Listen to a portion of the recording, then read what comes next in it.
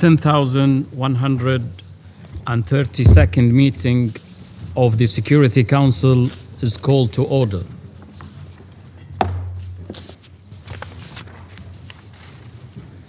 The provisional agenda for this meeting is Security Council Resolution 1160, 1199, 1203, 1239, and 1244. The agenda is adopted.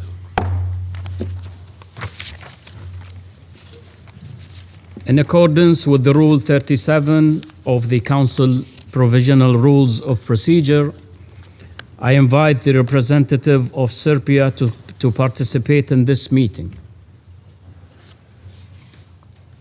It is so decided. On behalf of the Council, I welcome His Excellency Marko Đurić, Minister of Foreign Affairs of Serbia. In accordance with the Rule 39 of the Council Provisional Rules of Procedure, I invite Mr. Peter Dewey, Special Representative of the Secretary General and Head of the United Nations Interim Administration Mission in Kosovo, to participate in this meeting. It is so decided.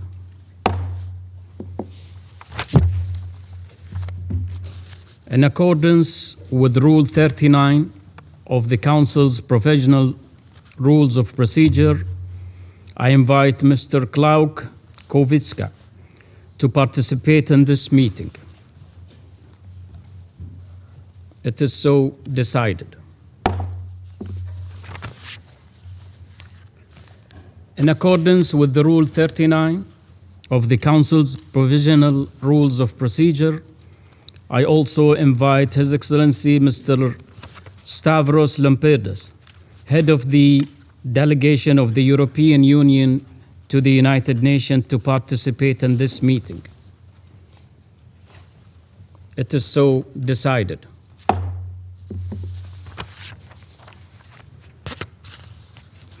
The Security Council will now begin to its consideration of item 2 of the agenda. I now give the floor to Mr. Peter Dewey. Thank you, Mr. President. It is an honor to brief the Security Council on Kosovo after having assumed my duties 3 months ago.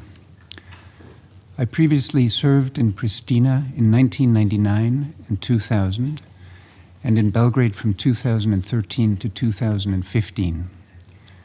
I have returned to a region that has made remarkable progress through reforms, dialogue, and the efforts of a new generation determined to move beyond divisions. However, significant challenges remain. Mr. President, I arrived in early January at a moment of optimism that Kosovo could move forward after the political stalemate of 2025. The legislative elections held at the end of December were conducted in a peaceful and inclusive atmosphere.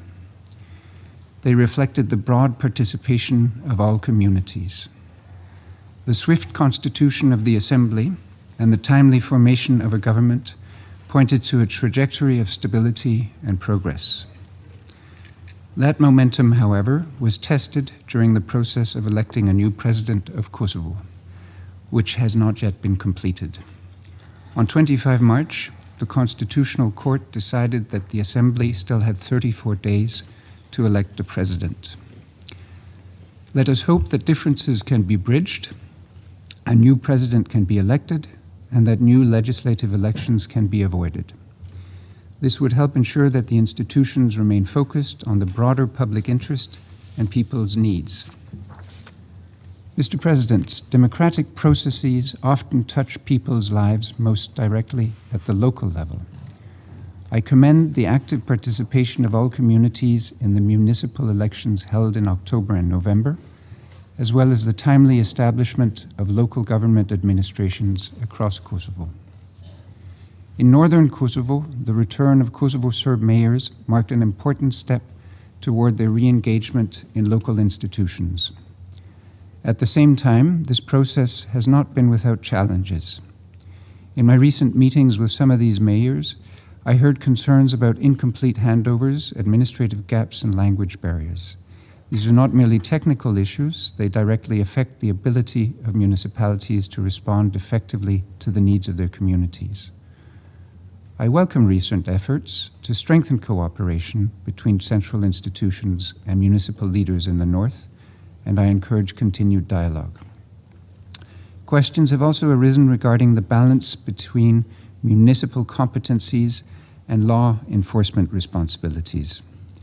Respect for the framework of local self-government remains essential to build trust and ensure effective governance. At the same time, positive steps are being taken, and I welcome efforts by the Kosovo Police to revitalize community policing in northern Kosovo, which can contribute to strengthen trust and enhance public safety. Ensuring that police institutions reflect the diversity of the communities they serve, also at senior levels, remains equally important. Mr. President, from the outset, I have sought to establish an open and constructive working relationship with as many people and communities as possible, and, guided by Resolution 1244, to focus UNMIC's efforts on supporting dialogue and engagement, especially where the daily lives of people across communities are affected. I hope to have a regular and sustained dialogue with the authorities in both Belgrade and Pristina, despite their divergent views, including on the work of UNMIC. Mr. President, I welcome the recent progress in the EU-facilitated dialogue aimed at the normalization of relations between Belgrade and Pristina, and commend the European Union and its Special Representative, Mr. Peter Sørensen, for their engagement with the parties. The convening in Brussels of the Joint Commission on Missing Persons for the first time in a trilateral format in January marked an important step forward. I encourage the parties to sustain their engagement in close cooperation with the Working Group on Missing Persons. I also commend the EU and Belgrade and Pristina for identifying a constructive way forward to implement the law on foreigners in March. This should help ensure uninterrupted access to education and healthcare while contributing to an environment conducive to advancing dialogue, trust, and stability. These positive developments facilitated by the EU show that progress is possible through sustained engagement. It is important that Belgrade and Pristina build on this momentum, also by advancing the implementation of existing agreements, including the establishment of the Association Community of Serb-majority municipalities. I hope that a high-level meeting between President Vučić and Prime Minister Kurti can take place in the near future. Mr. President, dialogue, trust, and accountability remain the cornerstones of lasting peace and security in the region. I reiterate the call of the Secretary General for full cooperation by the authorities in Belgrade and Pristina to ensure that all those responsible for the attacks in Banska in 2023 and on the Ibar-Lepenac water canal in 2024 are held accountable. I urge both sides to work together through mutually agreed mechanisms in pursuit of justice. Mr. President, Kosovo has a dynamic civic space. This requires a media environment that safeguards the independence of journalists, free from political or other forms of pressure. We trust that attacks against journalists are promptly investigated and prosecuted. Strengthening accountability would also contribute to safeguarding media freedoms and preventing any erosion of the broader information space in Kosovo. Members of non-majority communities continue to raise concerns related to equality and non-discrimination, access to justice and basic services, and freedom of expression.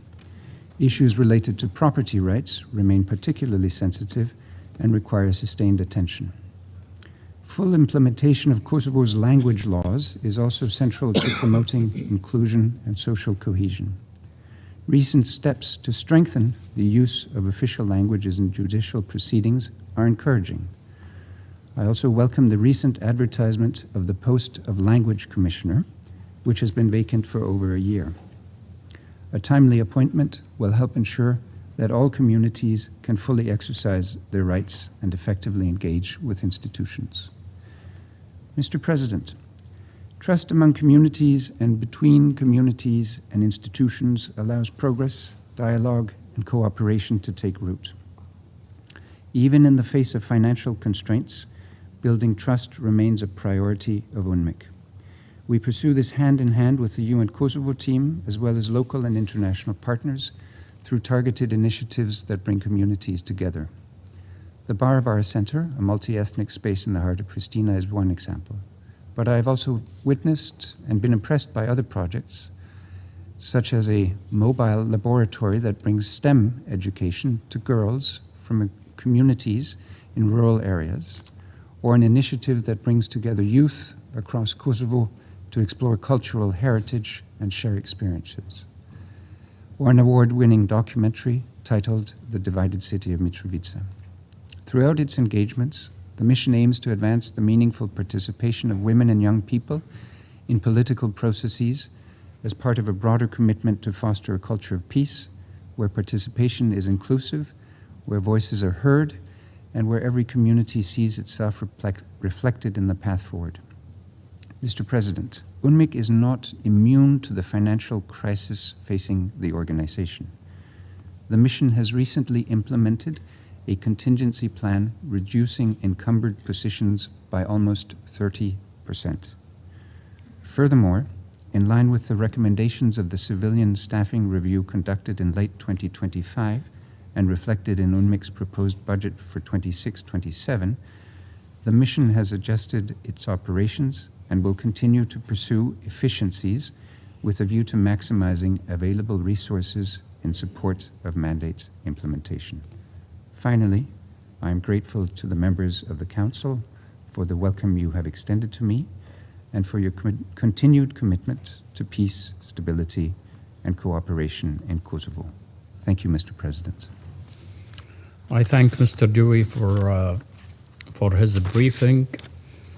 I give now the floor to His Excellency Mr. Marko Doric, Minister of Foreign Affairs of Serbia.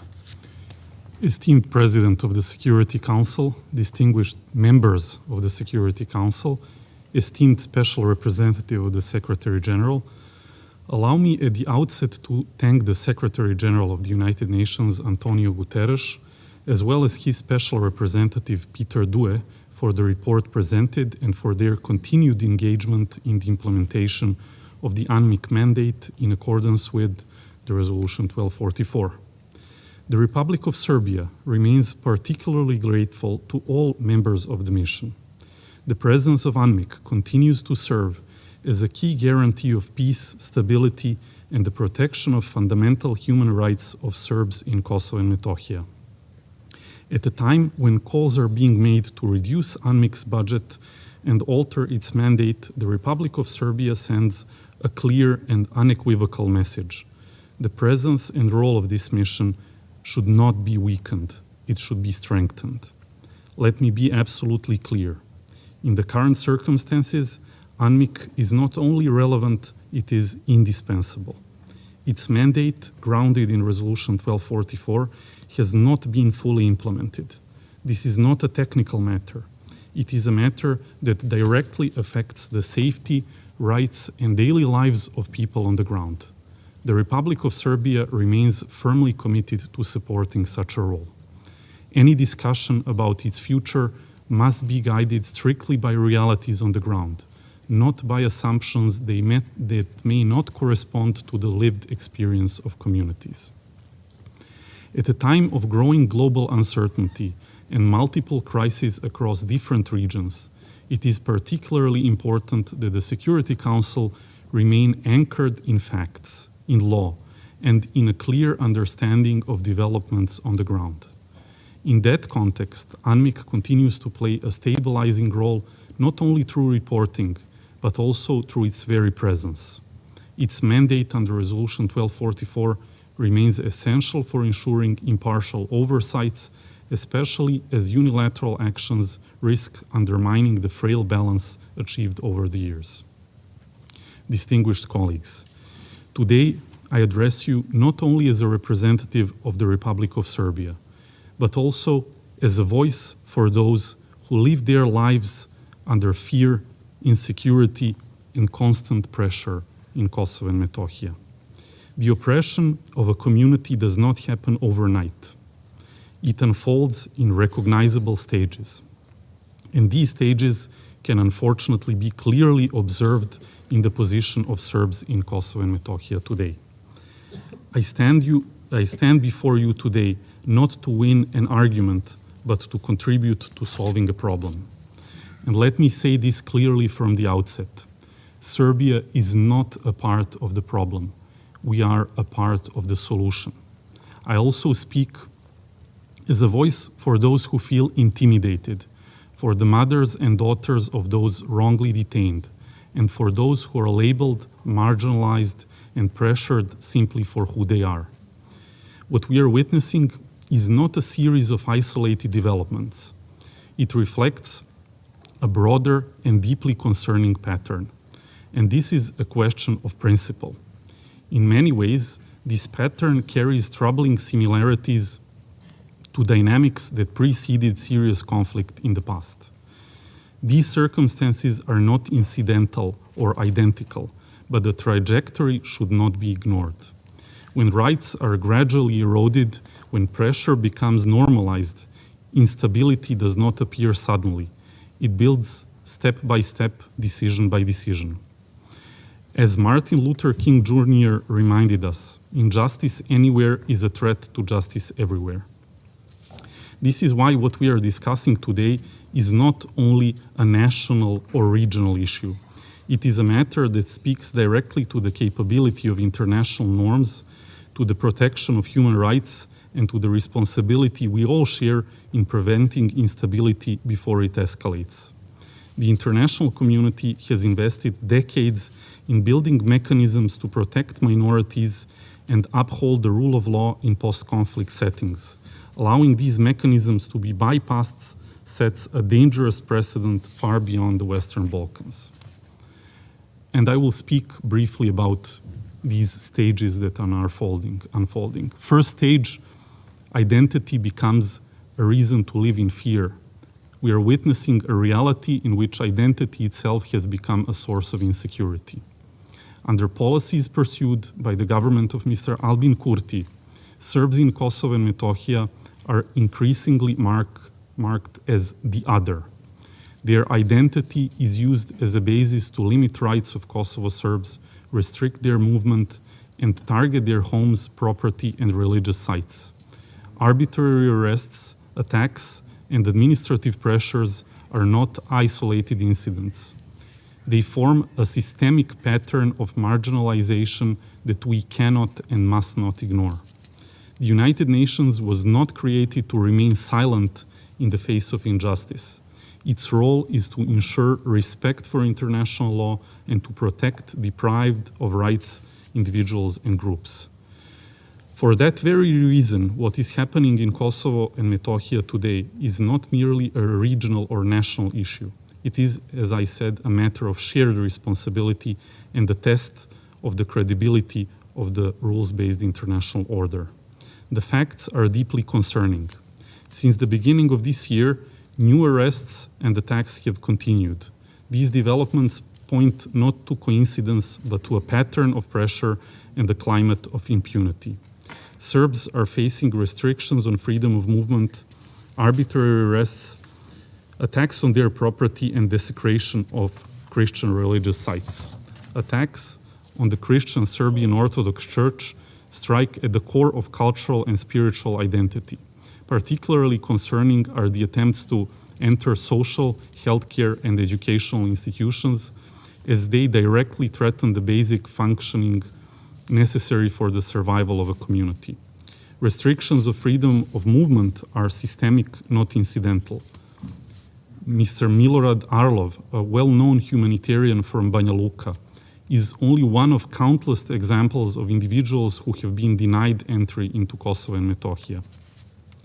Even the patriarch of the Serbian Christian Orthodox Church has been prevented from visiting the seat of his church last year. These are not mere administrative hurdles.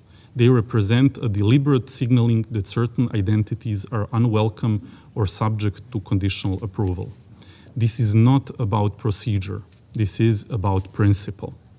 These actions send a message that rights are conditional, that identity determines access, and that even humanitarian work and religious duty can be obstructed. In 2025 alone, 137 ethnically motivated incidents were recorded. Since then, arrests, intimidation, and attacks have continued, with reports of physical assaults, property damage, and verbal harassment persisting into 2026. We recall the shooting of Serbian boys in Štrpce on Orthodox Christmas, a deeply disturbing act that still resonates precisely because accountability remains unclear and insufficiently demonstrated. Such incidents erode not only individual safety, but the collective sense of belonging for entire communities. At the same time, a series of coordinated measures have affected the daily lives of Serbs. The unilateral ban on the Serbian dinar still persists, disrupting economic life and forcing pensioners, families, and small businesses into uncertainty as they struggle to access funds or conduct everyday transactions.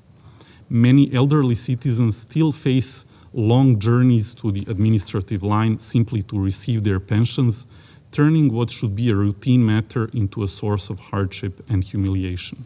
Systemic pressure on Serbian institutions in healthcare, education, and social services, leaving patients without reliable care and students uncertain about the continuity of their schooling in their mother tongue. Arrests that raise serious concerns regarding due process and proportionality. The seizure of land in the north of Kosovo for mono-ethnic special police bases, often conducted without transparency and outside agreed frameworks. These are not isolated decisions. They form a consistent pattern of pressure.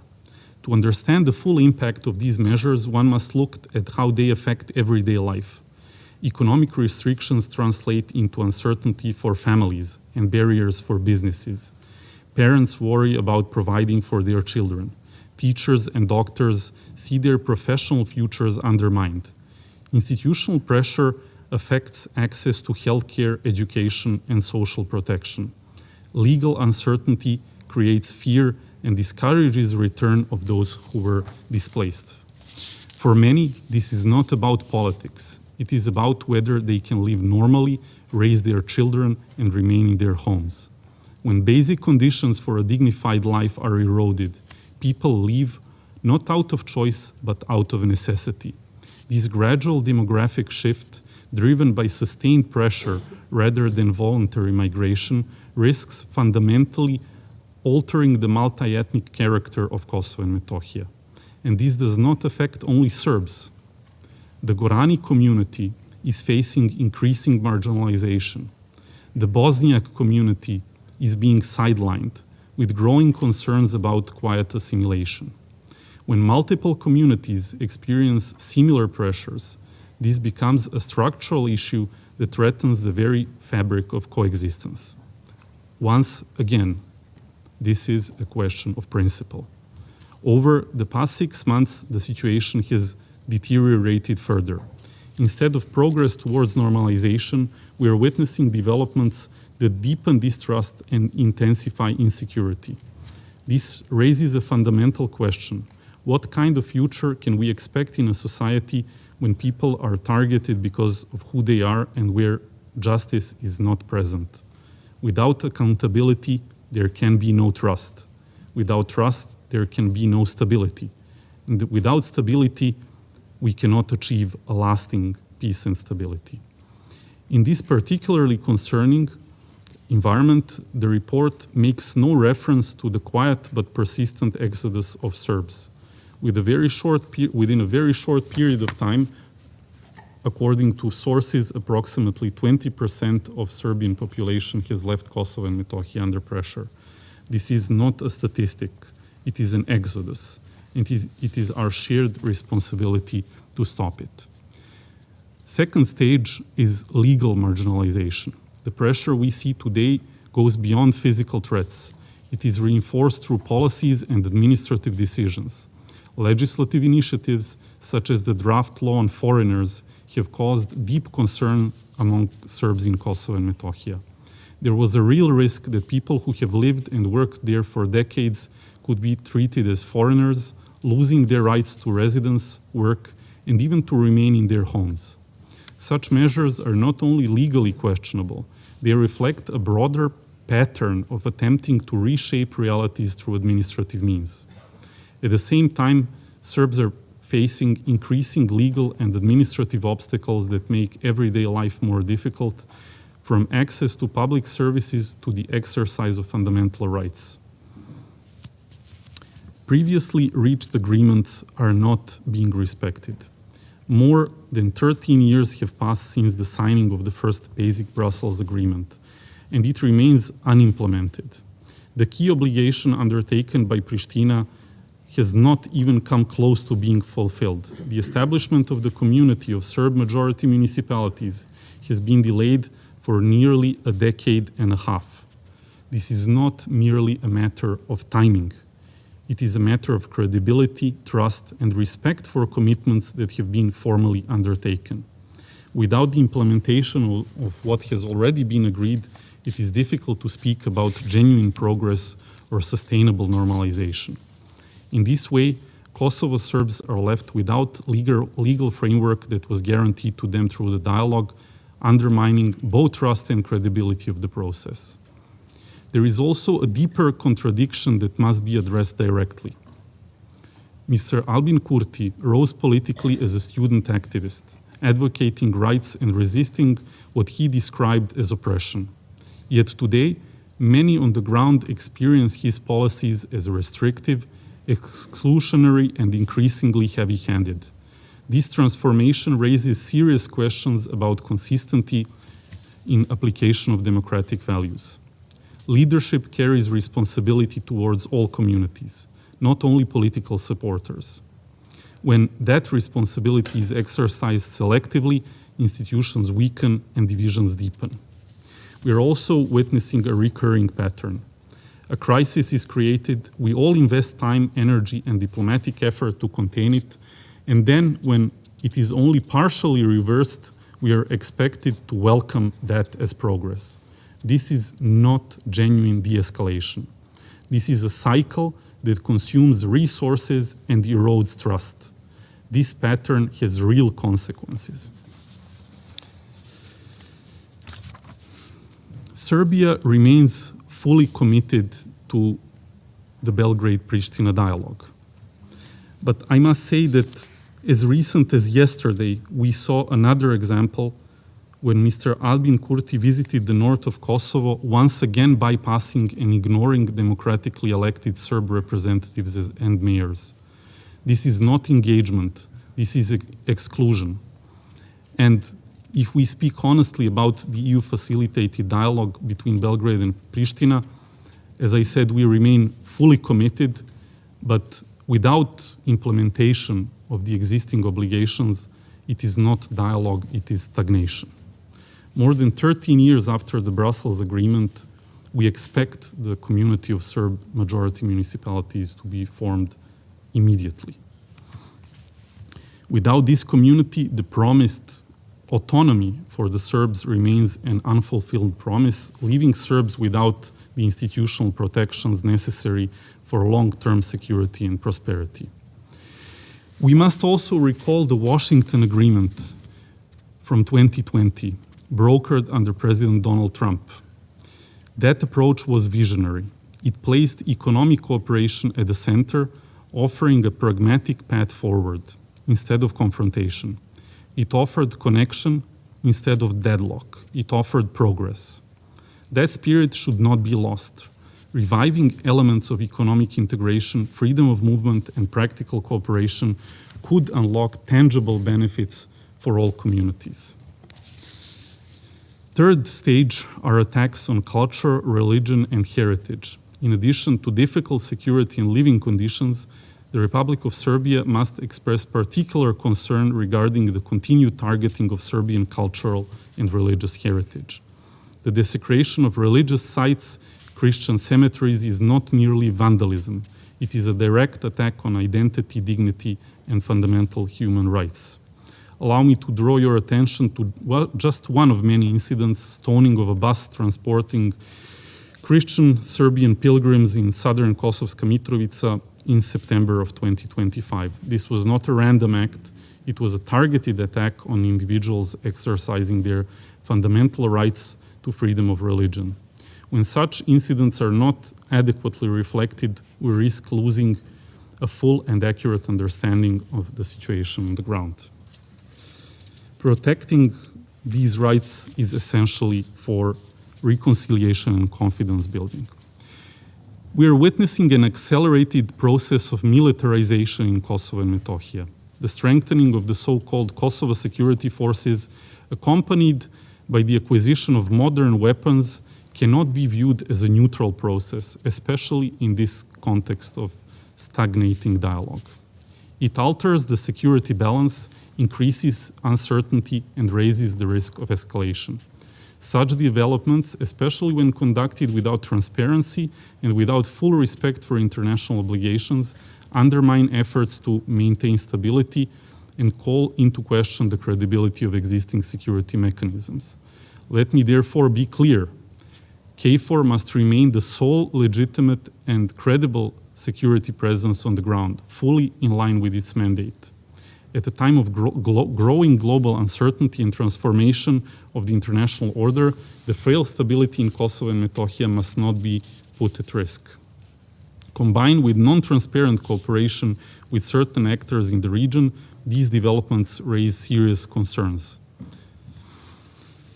Ladies and gentlemen, all these stages clearly illustrate the pattern of actions pursued by Pristina government. We are witnessing a deliberate approach in which crises are not accidental but created. Red lines are continuously pushed further by fueling tensions and igniting situations on the ground. And then those same crises are only partially de-escalated, just enough to present an appearance of restraint. But let us be clear, the red lines are never returned to their original positions. They are merely pulled back a few steps while new reality remains altered. How do we break this cycle? Firstly, by reaffirming the central role of the UN. For the Republic of Serbia, the UN remains the most relevant forum for ensuring justice and international order, side by supporting the EU-facilitated dialogue. Second, we must learn to look to the future. We must move beyond outdated divisions and focus on opportunities for cooperation. Serbs and Albanians are not destined to remain in conflict. They are both peoples who must find ways to work together. There is space, particularly in economic cooperation, to build trust and create a shared future. A future in which our region moves closer to the European Union, becomes part of a common market, and offers our people stability, opportunity, and dignity. Distinguished members of the Security Council, let me be very clear. Instead of insults and accusations, we extend a hand of cooperation to the Albanian people. We do not believe that our peoples are destined for conflict. We believe that through dialogue, economic cooperation, and mutual respect, a different future is possible. And once again, Serbia is not part of the problem. We are part of the solution. Serbia remains committed to peace. We remain committed to international law and to the full implementation of all agreements reached. The Republic of Serbia supports and will support UNMIC in its role in ensuring accountability and objective reporting, but sustainable normalization must be built through implementation, dialogue, and trusts. Serbia stands ready to work constructively with all partners towards a comprehensive, mutually acceptable, and lasting solution that respects the rights and security of all communities. And finally, let us be clear. Without responsibility, there can be no justice. Without justice, there can be no trust. And without trust, there can be no lasting peace. Thank you. I thank His Excellency Mr. Dorish for his statement. I now give the floor to Mr. Klaukonevica. You have the floor. Thank you. Thank you, Mr. President. I took note of the report of SRSG, which provides a detailed summary of political developments in Kosovo, despite some controversial and biased elements that do not accurately reflect events on the ground. I will keep my remarks brief, as I understand that this Council has other, more urgent matters and crises to address.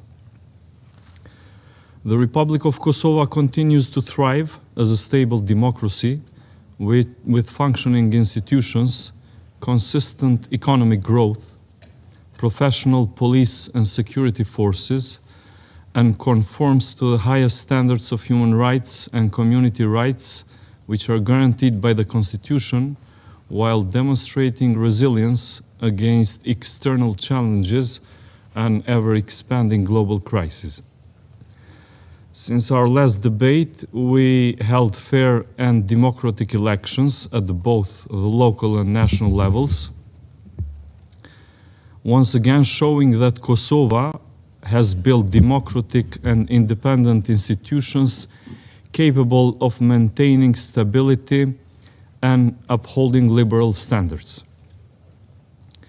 The newly formed government will continue its ambitious reform program to make Kosovo more prosperous, secure, and integrated with the wider world. However, Belgrade has continued playing a disruptive role by attempting to interfere in elections and trying to impose the Belgrade-backed Serbian list on the local Serb community in Kosovo, aiming to mirror Serbian authoritarian and one-party rule. Thanks to our determination and our partner support, we have successfully prevented such foreign interference and preserved the integrity of our democratic institutions. Mr. President, we are a peace-loving nation and have never interfered in other states' internal affairs. Despite Serbia's aggression and continuous hybrid threats against our institutions and society, Kosovo remains ready to normalize interstate and neighborly relations. However, the obstacle to peace and normalization of relations remains Serbia, which is neither interested in normalizing relations with Kosovo nor joining the EU. They are trying to deny our region the much-needed stability, prosperity, and full integration into the Euro-Atlantic structures. We call on Serbia to come to terms with reality and recognize Kosovo as a sovereign and independent state, and end holding its society and entire region hostage to aspirations of regaining regional hegemonism.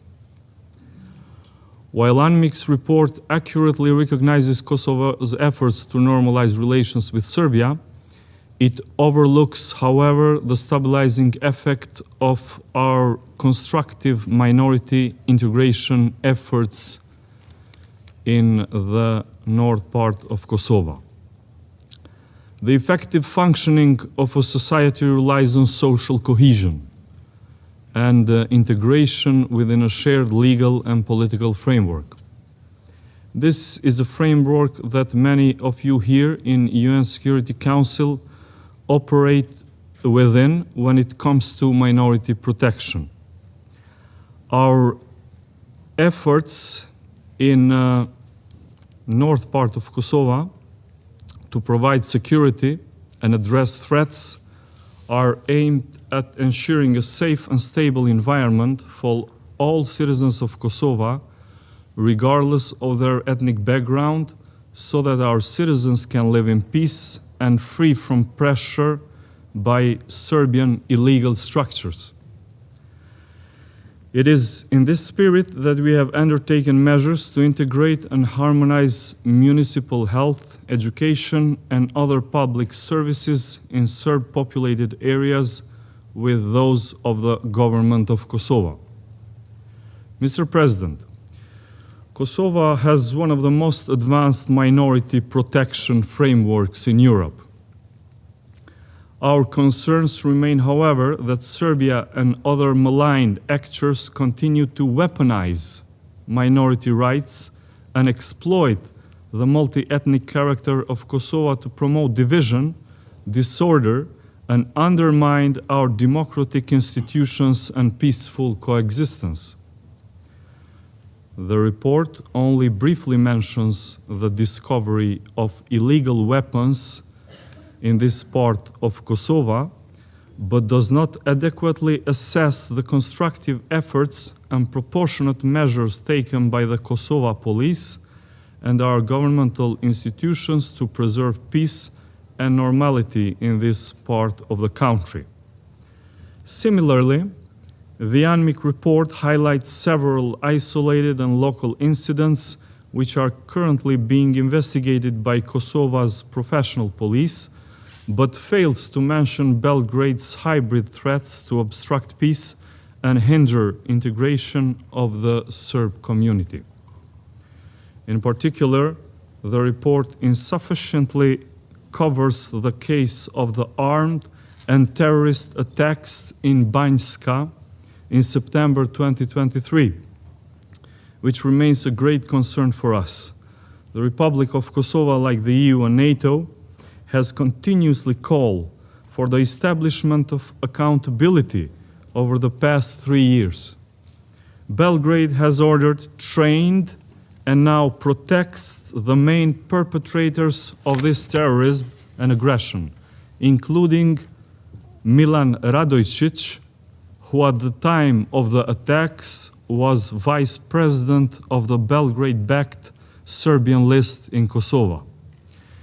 We cannot trust Serbia, and we cannot expect to normalize relations without clear accountability and assurances of non-aggression.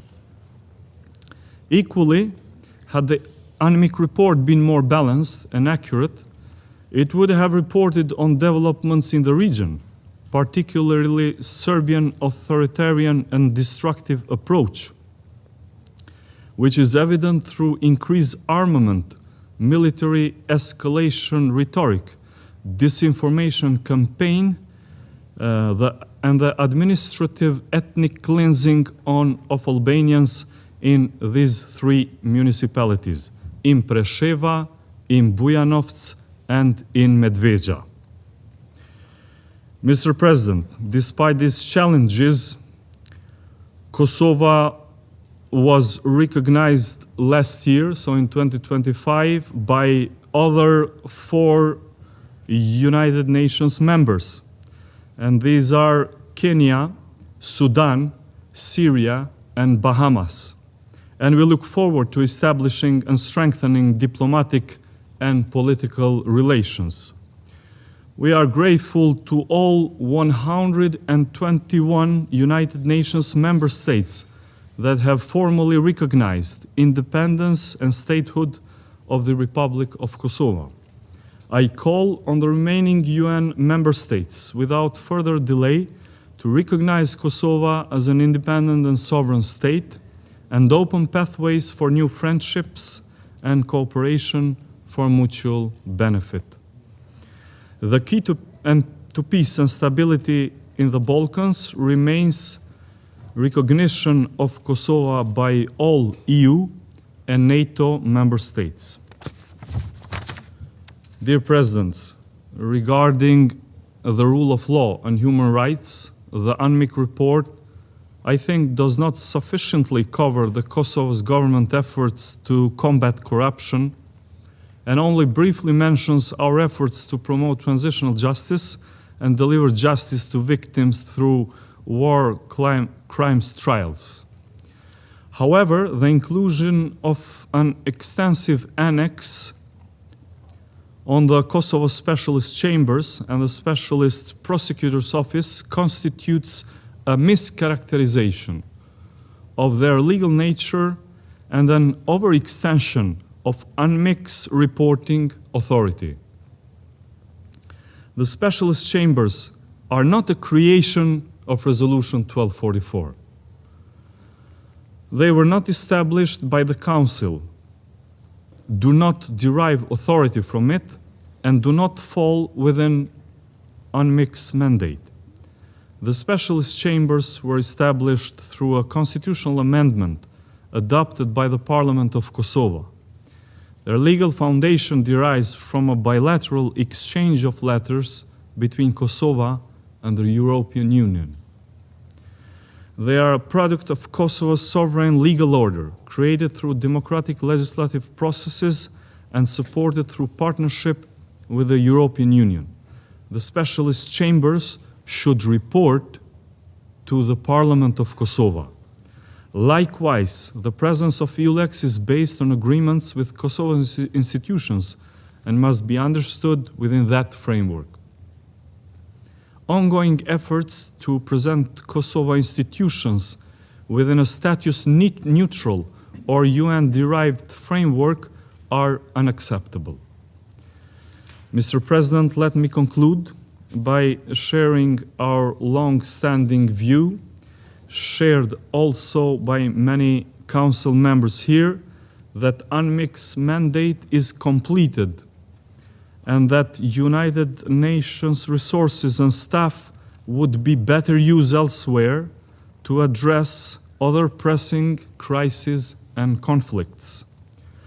Kosovo is now an independent, sovereign and democratic state that has achieved normalcy and functionality, a sufficient benchmark for UNMIC to exist. As demonstrated by our recent involvement with the Board of Peace, which was established by President Trump and other partners, Kosovo is ready to contribute to peace and stability also in other parts of the world, such as the International Stabilization Force for Gaza, which was mandated by this Council Resolution 2803 last November. The focus should not be on having the United Nations in Kosovo through UNMIC, but on admitting Kosovo into the United Nations.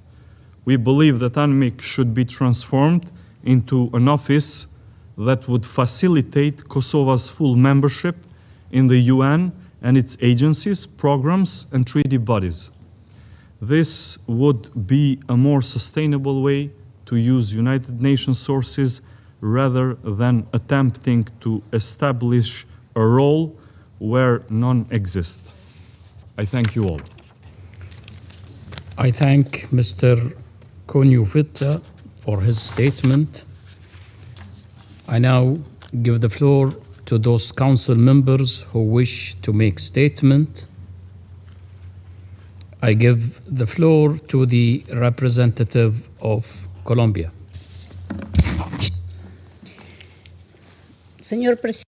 Mr. President,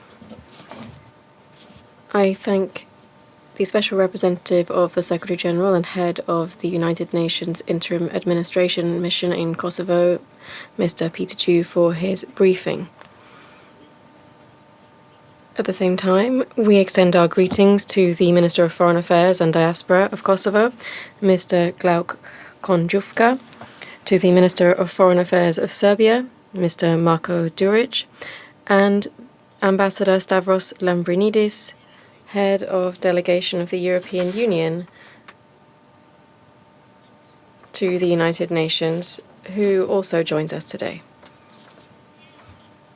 Colombia welcomes the progress made in the formation of a new government in Kosovo following the recent elections, and we express our trust that, in light of the political developments in 2025, institutions will continue to be strengthened and to contribute to democratic stability in the country. In addition, Colombia welcomes the recent announcements on the civil registration and the implementation on the law of foreigners in Kosovo as an important step towards fulfilling the agreements reached under the framework of the European Union facilitated dialogue for mutual understanding. We recognize the efforts being undertaken by various stakeholders to ease tensions, strengthen trust, and promote the recognition and inclusion of all communities in Kosovo. Mr. President, UNMIC's ongoing work remains relevant in supporting these efforts, in coordination with other actors such as the European Union. The political dialogue must be supported by a sustained commitment on both sides, based on good faith and respect for the commitments made, in order to move towards stable and lasting solutions benefiting all communities residing in the region. In this context, we encourage continued creation of greater spaces for dialogue between the communities and civil society as tools to build trust and mutual understanding in coordination with relevant institutions, reflecting Kosovo's ethnic diversity as an essential asset for social cohesion and peaceful coexistence. We deem as positive the recent announcements on the search for missing persons. In particular, we stress the value of truth-seeking and preserving memory for crimes related to forced disappearances as a step towards reconciliation. This is a duty owed to the victims and also as a foundation to forge more inclusive societies aimed ultimately at building lasting peace. Mr. President,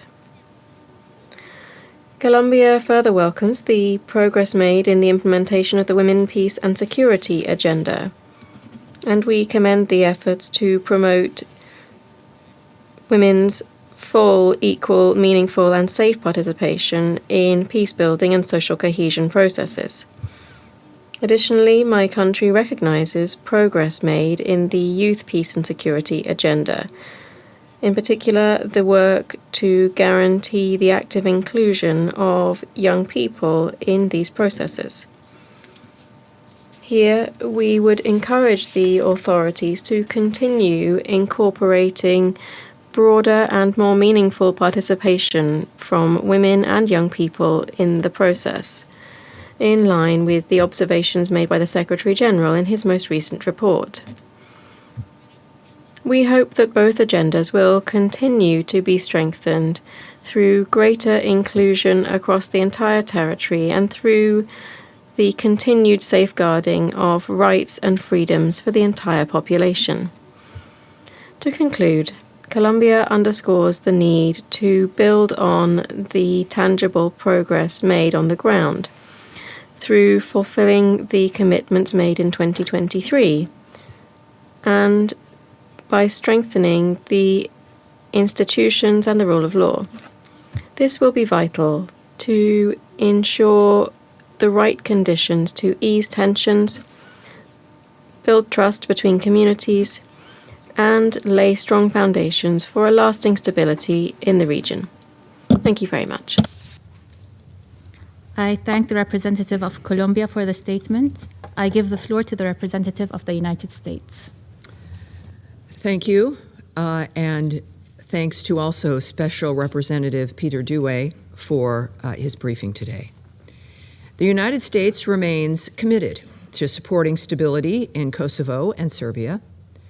We, like each of you, know that this peace and stability matters for both countries and for the future of a more prosperous Western Balkans. We know and appreciate the fact that the people of Kosovo and the people of Serbia are our friends. They deserve a future defined by security, economic opportunity, and neighborly relations, not by political tension or recycled grievances. So our message to Minister Juric and Minister Kanyusa is simple. The only durable path forward is normalization. President Trump and the American people are listening carefully today for you to clearly commit to working and prospering together. We hope Prime Minister Kurti and President Vučić that both sides will lower the temperature, avoid escalation, and stay engaged at the table. The United States is committed to partnering closely with leaders that look to the future instead of to the past, with a genuine dialogue instead of theater. Colleagues, the American people also are watching to see what this body does with UNMIC. This council has a fundamental responsibility to those who fund it and those it deploys, to ensure that missions are actively engaged in essential operations and that they remain faithful to the purposes for which they were created. On that test, UNMIC no longer measures up. UNMIC was created in 1999 under Security Council Resolution 1244 in the aftermath of conflict and displacement in Kosovo to provide an interim international civil presence and help stabilize a dangerous post-war environment. That was a different moment, a different mission, and a different Kosovo. That is not the reality on the ground today. There is no justification for treating Kosovo in 2026 as though it were still the Kosovo of 1999. Today, KFOR helps maintain security in the region. ULEX and the OSCE work to uphold rule of law and strengthen Kosovo's institutions. The EU Special Representative, Mr. Peter Sorensen, leads on the Pristina and Belgrade dialogue. UNMIC no longer plays a meaningful governance, military, or mediation role. It is not addressing an active peacekeeping crisis. It is not a security guarantor on the ground, and it is not advancing normalization. Many of the functions it still retains on paper are better handled by other organizations. Yet this mission remains. Why? In a world of real crises needing our attention, from Ukraine to Iran, Haiti, and Sudan, the American people, and frankly all those who fund this mission, are right to ask a simple question: what exactly are we still paying for? UNMIC today has a civilian footprint of roughly 300 personnel and only 8 total military officers. In a phrase, it's an overstaffed, overfunded peacekeeping mission without peacekeepers. We welcome the Secretary General's proposed reductions to UNMIC's budget for the upcoming peacekeeping financial year. They are a step in the right direction, but they don't go far enough. That's just an 8.6% reduction, which totals about $4 million in savings. Modest trims are not the same as real reform. Until this council reaches agreement to close UNMIC, the mission should be streamlined further, its staffing reduced further, and its residual functions formally transferred to institutions and entities which are not only better suited to carry them out, but which are already doing so. When a mission has fulfilled its purpose, its mandate should end. What a concept. In fact, one of the clearest signs of dysfunction in the UN system is that we are too often unable to act when the moment calls for it, when success calls for it. A mission that never ends is not a success story, it is a warning sign. The Security Council should not measure effectiveness by how long a mission survives. It should measure effectiveness by whether peace has become durable, institutions capable, and that the mission is no longer needed. In Kosovo, the answer is clear. The conditions on the ground, the capabilities of local institutions, and the stable presence of other actors, especially those from the EU, all point in the same direction. UNMIK has reached the end of the road. And if this council is serious about credibility, discipline, and reform, then we should act like it. Thank you. I thank the representative of the United States for the statement. I give the floor to the representative of the Democratic Republic of the Congo. Monsieur le Président, Madam President, the Democratic Republic of the Congo welcomes the holding of this meeting dedicated to the situation in Kosovo. We welcome the presence here with us of the Minister of Foreign Affairs of Serbia, His Excellency Mr. Marko Đurić, and we thank Mr. Peter Dewey, Special Representative of the Secretary General and Head of the United Nations Interim Administration Mission in Kosovo for his briefing. We also welcome the presence of the representative of the European Union. The Democratic Republic of the Congo would like to commend the ongoing efforts of the United Nations Interim Administration Mission in Kosovo, whose work remains an important factor in facilitating dialogue, strengthening trust between the parties, and contributing to a more stable environment. My delegation reaffirms its attachment to the principles of the Charter of the United Nations, in particular respect for the sovereignty and territorial integrity of states, which remains the foundation of the international order as enshrined and defined in the context of Kosovo by Security Council Resolution 1244. This resolution constitutes the legal framework of reference for the Council's consideration of this issue and the basis of the United Nations engagement in pursuit of a lasting settlement grounded in dialogue and respect for international law. Mr. President, recent developments described in the Secretary General's report reflect a mixed reality. While the security situation remains generally calm, it nevertheless continues to be fragile in a context marked by persistent political uncertainty and localized tensions. This situation underscores the need to strengthen the predictability as well as the stability of the political framework, whose consolidation constitutes an essential prerequisite for any lasting progress. It therefore calls for a measured approach based on a rigorous assessment of conditions on the ground and precludes any premature conclusions regarding the durable consolidation of stability. For these reasons, the Democratic Republic of the Congo considers that UNMIK retains its full relevance, notably in the exercise of its facilitation and mediation role, but also in the protection of community rights, given the fragility of the security and social fabric. However, peacekeeping operations cannot be artificially reduced or withdrawn so long as the root causes of instability have not been fully eradicated.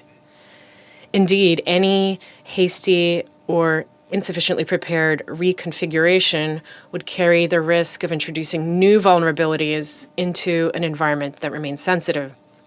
Mr. President, the Democratic Republic of the Congo supports efforts to normalize relations between Serbia and Kosovo. In this regard, my country welcomes the progress achieved within the framework of the European Union facilitated dialogue between the two capitals. While progress has been recorded, these gains must be consolidated in order to ensure durable de-escalation, restore trust, and accelerate the normalization of relations between parties. Peace cannot be considered durably secured unless it is fully and equitably experienced by all parts of the population. The protection of communities must remain at the heart of any sustainable approach to stabilization. In this respect, the Democratic Republic of the Congo considers that any measures affecting communities on the ground, particularly in areas with a Serb majority, should be undertaken with prudence in a spirit of conclusion, consultation, and preservation of essential services. It is important that the legitimate concerns of the populations affected be heard and addressed responsibly. In this regard, progress made in the management of humanitarian issues, particularly those related to missing persons, should be encouraged insofar as they contribute to rebuilding trust and supporting reconciliation efforts. Mr. President, to conclude, the Democratic Republic of the Congo reaffirms the need to prioritize an approach based on respect for established frameworks, on an objective assessment of realities on the ground, and on the pursuit of sincere dialogue between the parties. Only under these conditions can the elements for durable stability be brought together for the benefit of all the communities concerned, particularly the Serb communities in Kosovo. I thank you. I thank the representative of the Democratic Republic of the Congo for the statement. I now give the floor to the representative of China.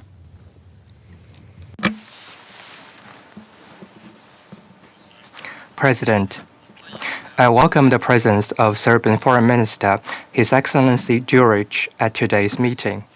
I thank Special Representative Dewar for his briefing. The Kosovo issue bears on peace and stability in the Balkans and across Europe as a whole. It is in the common interest of all parties for the ethnic communities in Kosovo to coexist in harmony and for a political solution to the Kosovo issue to be reached at an early date. In light of recent developments and the briefing we just heard, I'd like to share 3 points. First, dialogue and consultation are the right path for resolving the Kosovo issue. Earlier this year, the EU convened a meeting between Serbia and Kosovo on missing persons, at which a consensus was reached. Recently, the EU has also undertaken extensive mediation between Serbia and Kosovo.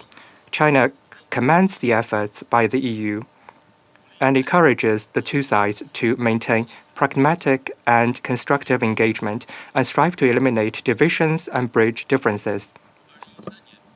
The 2013 Brussels Agreement clearly provides for the establishment of the Association of Serb-majority municipalities. The Kosovo authorities should implement the relevant commitments at an early date. Second, the harmonious coexistence of all ethnic communities is a fundamental prerequisite for stability in Kosovo. China notes that the Kosovo authorities have recently promulgated the law on foreigners and the law on vehicles and have begun to integrate Serb education and healthcare institutions into the Kosovo system. China also notes that the EU has agreed with the Kosovo authorities on a series of measures to facilitate the implementation of the law on foreigners. The Kosovo authorities should fully consider the rights, interests, and concerns of the Serb community, enhance dialogue and consultation with them, improve their situation, and promote national unity and mutual trust. Remove obstacles to the relevant dialogue so as to create conditions for social stability. Third, the presence of the UN is a strong guarantee for resolving the Kosovo issue. For a long time, the UN Interim Administration Mission Kosovo, UNMIK, has played an important role in maintaining stability in Kosovo and promoting national reconciliation, among others. The UN and this Council should maintain their attention on the Kosovo issue and provide UNMIK with adequate political and budgetary support. The Kosovo authorities should effectively guarantee the safety and security of UNMIK personnel premises and facilitate the smooth delivery of its mandate. President, China's position on the Kosovo issue is consistent and clear. We support the parties concerned to work within the framework of Council Resolution 1244 to reach a mutually acceptable solution through genuine dialogue. In this process, the sovereignty, independence, and territorial integrity of Serbia should be fully respected. Thank you, President. I thank the representative of China for the statement. I give the floor to the representative of Greece. Mr. President, I thank Special Representative of the Secretary General and Head of UNMIK, Mr. Dewar, for his informative briefing. I also welcome the presence of the ministers from Serbia and Kosovo in the Council, as well as the participation of the head of the delegation of the European Union at today's meeting. I take this opportunity to extend our congratulations to the Special Representative on his appointment and express our confidence in his continued success and leadership as he takes on his new role. UNMIC continues to contribute to peace building and reconciliation efforts in close coordination with KFOR and the EU-LEX, while supporting stability and fostering dialogue among the communities in Kosovo. I shall make the following points. Greece welcomes the progress achieved by Serbia and Kosovo within the EU-facilitated dialogue with the conclusion of the negotiations for the 2023 Declaration on Missing Persons implementation and the agreement reached toward the operationalization of the Joint Commission. We commend both parties for their commitment to advancing progress on an issue of utmost humanitarian importance with significant implications for lasting reconciliation and trust between the communities. There is no other sustainable path for Serbia and Kosovo than the normalization of their bilateral relations within the established framework of the European Union facilitated dialogue. Greece remains fully engaged in supporting the efforts of the EU Special Representative for the Belgrade-Pristina dialogue, Mr. Sorensen. Both parties must enhance their efforts towards this direction and engage in a sincere and constructive negotiation for the full implementation of the Brussels-Ohrid agreements without conditionalities. We also stress the importance of a trilateral, high-level meeting of the dialogue under the chairmanship of the EU High Representative Kallas as a political signal towards advancing the normalization process of bilateral relations, fostering mutual trust and achieving concrete outcomes. We positively note Kosovo's decision to implement the law on foreigners and the law on vehicles in a gradual manner. It is imperative that any steps toward integrating Serbia-supported health and education institutions within the legal framework of Kosovo are carried out in close coordination with the Kosovo Serb community and in full respect of the relevant agreements concluded within the EU-facilitated dialogue. Greece further stresses that the establishment of the association community of Serbs majority municipalities without preconditions remains crucial for the stability of northern Kosovo and constitutes an integral part of the agreements that must be fully implemented. We urge Kosovo authorities to proceed to this end without further delay. We further welcome the results of the recent municipal elections in Kosovo with broad participation of all communities, in particular the transition of authority in the municipalities of northern Kosovo, which signaled the return of Kosovo Serbs to municipal institutions for the first time since 2022. This development represents a significant step toward inclusive governance. The rule of law institutions should be further strengthened. We reiterate the importance of reintegrating Kosovo Serb judges, prosecutors, and police officers into the judiciary and law enforcement structures. At the same time, it is essential that accountability is upheld for those responsible for the 2023 Banjka attacks. Finally, Mr. President, Greece acknowledges the important role of UNMIC in coordination with KFOR and EU-LEX and supports the continuation of its mandate as necessary in accordance with Security Council Resolution 1244, which provides the legal framework for a final political settlement between Serbia and Kosovo. We remain open to dialogue for exploring ways to enhance the efficiency and effectiveness of the mission. The future of both Serbia and Kosovo is firmly embedded within the European Union.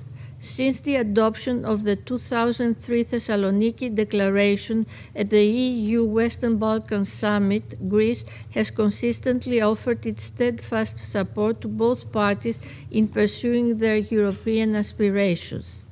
Advancing the European integration of Serbia and Kosovo is vital for upholding stability, security, and prosperity in the region. I thank you. I thank the representative of Greece for the statement, and I give the floor to the representative of Panama. Muchas gracias, presidente. Thank you very much, Mr. President. We thank the Special Representative of the Secretary General and Head of the United Nations Interim Administration Mission in Kosovo, Mr. Peter Due, for his detailed briefing and for sharing with us his impressions of real progress reached in this region that he knows in depth. We welcome the delegations of Kosovo, Serbia, and the European Union who honor us with their participation today. Panama heralds the peaceful and inclusive nature of recent municipal and legislative elections in Kosovo. We further commend the fact that this electoral contest enjoyed the participation of communities in their full diversity. At the same time, the peaceful handover of power following these elections reflects a cooperative environment underpinning continued peaceful and pluralistic coexistence, even though some weak spots persist in some regions.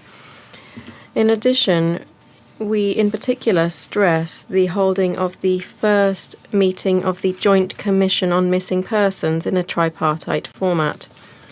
The holding of this meeting, with the joint presence of all of the parties on a matter as sensitive as the void and pain that the disappearance of persons inflicts on their loved ones, reaffirms the appearance of areas of empathy and mutual understanding. It further represents one of the clearest expressions that there is a real opportunity here to deepen genuine dialogue between the parties. In this regard, we commend the efforts of the European Union Special Representative for the Belgrade-Pristina dialogue. At the same time, we underscore the role that continues to be played by the United Nations Interim Administration Mission in Kosovo and the European Union Rule of Law Mission in Kosovo, EULEX. In parallel, and bearing in mind the importance of guaranteeing accountability and ensuring the accountability, we reiterate the need to bring to justice the perpetrators of the attack in Banska in 2023, as well as the incident on the Iber-Lepenk water canal in 2024. Preventing the recurrence of similar events that are counterproductive to the results expected by this Council is necessary to ensure stability in the region. President, Panama reaffirms that only through genuine, sustained and good faith dialogue will it be possible to move towards a lasting normalization between the parties.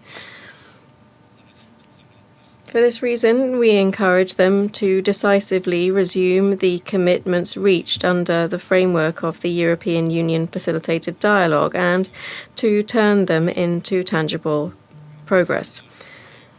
To conclude, we also reaffirm our support for the benefit brought by UNMIC on the territory as an impartial actor in this process. While it's important for the differences to be respected and borne in mind, it is through this same exercise of mutual understanding that the parties must advance towards agreements that prioritize peace, well-being, and calm for their populations and the entire region. Thank you. I thank the representative of Panama for the statement. I give the floor to the representative of Latvia. Thank you, Mr. President. I would like to welcome the new Special Representative, Mr. Peter Due, and thank him for his briefing. I also welcome the presence of the ministers of Serbia and Kosovo, as well as the participation of the head of the delegation of the European Union in today's meeting. Mr. President, Latvia commends efforts made by the United Nations Interim Administration Mission in Kosovo in close coordination with the Kosovo Force Mission, the European Union Rule of Law Mission in Kosovo, and other partners. Latvia has been an active contributor to the Kosovo Force Mission, maintaining its largest military presence in any operation or mission abroad. We will continue to lend our shoulder in strengthening peace and stability on the ground. In this regard, I would like to make following 3 points.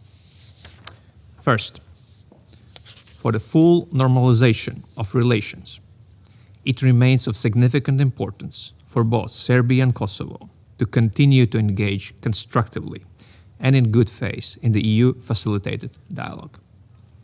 Sustainable peace and regional cooperation can be achieved through genuine compromise, mutual respect, and a steadfast commitment to dialogue and reconciliation in the interest of all communities and the region's European perspective.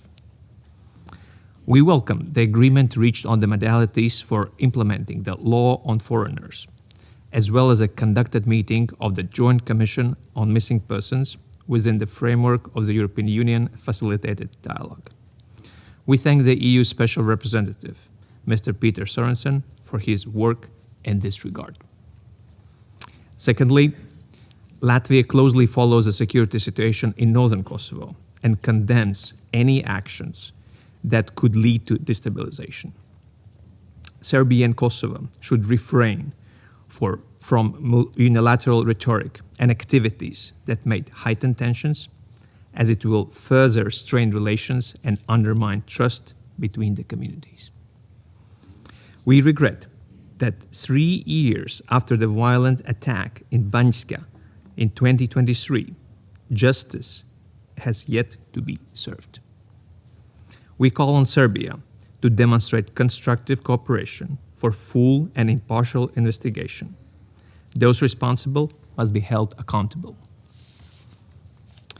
Thirdly, Latvia recognizes Kosovo's continued efforts to strengthen democratic institutions, uphold the rule of law, and advance inclusive governance. We encourage to continue the momentum in implementing reforms, particularly in the judiciary, public administration, and in protecting freedom of expression and independent media. Such measures are essential to advancing Kosovo's stability, good governance, European integration. In this regard, a strong institutional stability is crucial. Mr. President, it is important to ensure that mission mandates reflect the reality on the ground. Therefore, Latvia believes there is a need for a strategic review of UNMIK's future engagement. Latvia stands ready to continue its support for Kosovo and the region in their efforts to promote lasting peace, stability, and prosperity for all. I thank you. I thank the representative of Latvia for the statement. I give the floor to the representative of Somalia. Thank you, Mr. President. At the outset, I would like to thank the Special Representative of the Secretary General, Mr. Dewey, for his comprehensive briefing. Somalia warmly welcomes His Excellency Mr. Marko Duš, Minister of Foreign Affairs of Serbia, at today's meeting. Mr. President, Somalia recognizes the important role that UNMIK continues to play in supporting peace, stability, and dialogue in the region.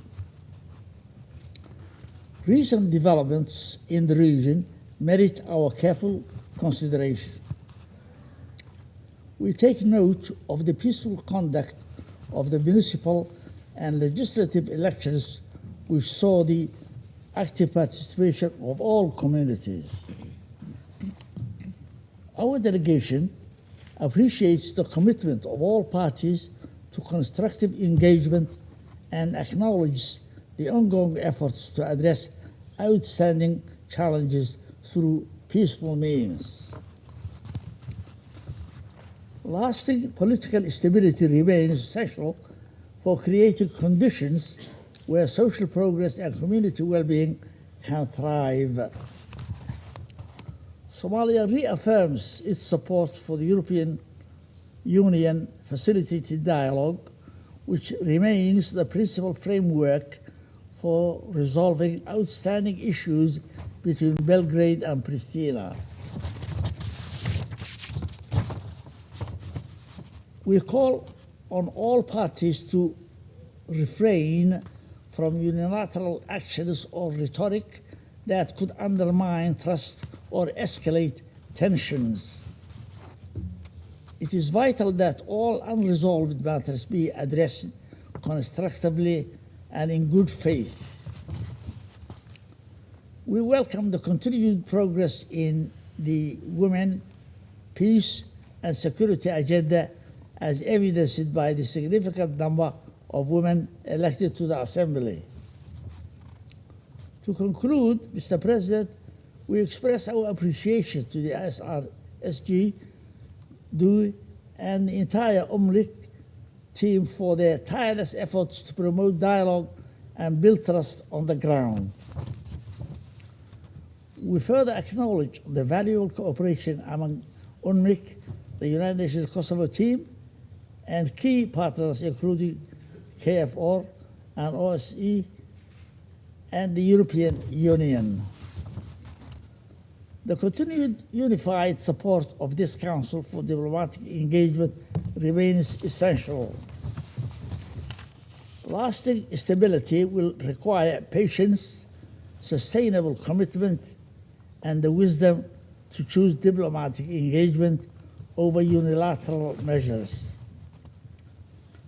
Somalia stands ready to assist all parties in their pursuit of mutually acceptable and peaceful solutions. I thank you, Mr. President. I thank the representative of Somalia for the statement. I give the floor to the representative of United Kingdom. Thank you, President. I thank Special Representative Peter Dewey for his briefing, and I welcome the participation in today's meeting of the Deputy Prime Minister and Foreign Minister of Kosovo, the Foreign Minister of Serbia, and the head of the EU delegation. President, the United Kingdom remains committed to supporting Kosovo's Euro-Atlantic path and development as an inclusive and multi-ethnic democracy. As one of the first countries to recognise Kosovo's independence, we encourage those member states who have not yet done so to join the majority. As the International Court of Justice made clear in its 2010 advisory opinion, Kosovo's declaration of independence was not a violation of international law. Recognition is essential for long-term stability and for unlocking Kosovo's full potential. We commend the peaceful conduct of municipal and legislative elections last year, including Kosovo Serb participation, and welcome the formation of the government. We encourage swift progress towards the election of a president in line with Kosovo's constitution. The return of Kosovo Serb mayors to Serb majority municipalities in northern Kosovo is another welcome step. We encourage them to focus on practical governance, working constructively with central institutions, and responding to the needs of all their constituents. We continue to call on Kosovo and Serbia to implement existing agreements and resolve outstanding disagreements through the EU-facilitated dialogue. We welcome the establishment of the Joint Commission on Missing Persons and the EU-facilitated agreement on implementation of the law on foreigners as constructive steps towards building trust and supporting stability. More than 2 years on from the Banska attack, we reiterate our call on Serbia to play its part in reducing tensions and bringing those responsible to justice, including Milan Radojcic. We also call for accountability for the attacks against KFOR and Kosovo police personnel in May 2023. Finally, with growing pressure on UN budgets, resources must be directed where they deliver the greatest impact. Conditions on the ground in Kosovo are unrecognisable from 1999. We welcome efforts to improve the balance and focus of UNMIC reporting and we encourage continued clarity on the mission's core purpose, focusing on drivers of conflict and instability. A strategic review of UNMIC's role, responsibilities, and funding is overdue. The proposed 8.6% budget reduction, recommended by the Civilian Staffing Review, must deliver real efficiencies and help ensure UNMIC is agile, efficient, and fit for purpose. I would like to end by expressing the United Kingdom's gratitude to the Special Representative, Peter Dewey, and all mission staff who have contributed to UNMIC's work. And I thank you. I thank the representative of United Kingdom for the statement. I give the floor to the representative of Denmark. Thank you, Mr. President. And let me extend a warm welcome to SRSG Peter Due and thank him for his first briefing to the Council. Denmark looks forward to working closely with you. I would also welcome the foreign ministers of Serbia and Kosovo to this meeting, as well as the head of delegation of the European Union to the United Nations. Mr. President, a comprehensive normalization of relations between Serbia and Kosovo remains essential, not only for the people of both countries, but for the broader regional stability and economic development. The EU-facilitated dialogue remains essential for both parties to advance on their respective European paths, an aspiration that Denmark fully supports. 2026 has begun on an encouraging note for the Belgrade-Pristina dialogue. The recent establishment of a joint commission on missing persons represents an important step towards reconciliation and trust building. Likewise, the recent agreement on civil registration and the implementation of the law on foreigners constitutes tangible progress, helping to ensure the uninterrupted provision of essential public services. Denmark warmly welcomes these developments and commends the constructive engagement demonstrated by both sides, as well as the continued efforts by EU Special Representative Peter Sørensen in facilitating these steps. Denmark also welcomes the offer by EU High Representative Kaja Kallas to convene a high-level meeting and urges both parties to engage constructively to ensure that it takes place without delay and yields further progress. It is essential that the parties build on this positive momentum and continue to deliver concrete results. In particular, full implementation of the 2023 Ohrid Agreement remains key. For Kosovo, this includes establishing the Association of Serb Majority Municipalities. For Serbia, it includes refraining from opposing Kosovo's membership of international organizations. The agreements are in place. Now they must be implemented in good faith. We note with concern the continued lack of concrete steps by Serbia to ensure accountability by bringing the perpetrators of the Banjka attacks to justice. This is an issue that continues to negatively affect the normalization process. Mr. President, after a challenging 2025, marked by two general elections in Kosovo, we welcome the establishment of both the Assembly and the government. We hope Kosovo can also overcome its remaining challenges and ensure the prompt formation of all institutions. This is needed to avoid further political deadlock and to focus on the necessary reforms. Denmark commends the smooth transition of power in the northern municipalities following the peaceful and inclusive local elections last year. This was an important first step towards reintegrating Kosovo Serbs into Kosovo's institutional framework. We welcome the increased cooperation in this regard and note the importance of effectively addressing the concerns of non-majority communities in a sustainable and inclusive manner. We note positively that the security situation has remained calm. We urge all parties to avoid any unilateral measures that could jeopardize this. Mr. President, Denmark commends UNMIC's continued and vital role in supporting trust-building and inter-ethnic dialogue, in close cooperation with KFOR, EU-LEX, and other international partners. This work is particularly important for young people in Kosovo, who represent a significant share of the population. At the same time, the Council has a responsibility to ensure that mandates remains fit for purpose. Given that UNMIC's mandates dates back to 1999, Denmark stands ready to engage in discussions on a possible strategic review of the mission. Mr. President, let me conclude by reaffirming Denmark's continued support for a peaceful, democratic, multi-ethnic Kosovo and its European aspirations, as well as full integration into the international community. I thank you.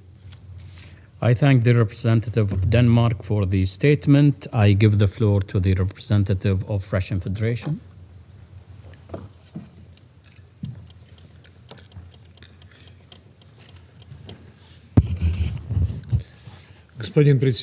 Mr. President, we thank the Special Representative of the Secretary General Peter Dewey for his briefing on the situation in the province and for sharing his views. We welcome the participation of the Minister of Foreign Affairs of Serbia, Marko Đurić. We have listened to the views expressed by Mr. Glauk Konjufsa. The situation in Kosovo continues to deteriorate steadily. The ultra-nationalist regime of so-called Prime Minister Albin Kurti is accelerating a purge of the non-Albanian population in the northern part of the province.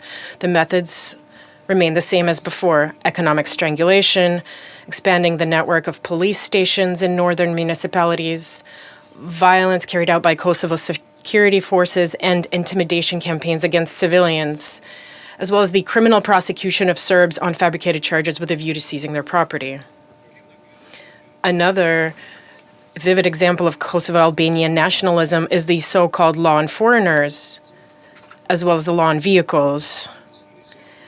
In essence, Serbs have been presented with a harsh choice: either accept this so-called citizenship of Kosovo or leave. Pristina's purely symbolic concession regarding the continued functioning of Serbian medical and educational institutions, which took the form of postponing the enforcement of these discriminatory so-called laws, is by no means an achievement of the EU, as Special Representative Mr. Sorensen would have it, but rather an attempt to cover up complicity in the gradual takeover of structures that ensure the survival of the Serbian population in the province. As for the establishment of the Association or Community of Serb-majority municipalities in Kosovo provided for in the 2013 Brussels Agreement, Pristina, with the connivance of Brussels, continues to sabotage its creation. A sacrilegious assault on Serbian cultural and religious heritage is ongoing. Orthodox cemeteries, monasteries, and churches are being desecrated and looted.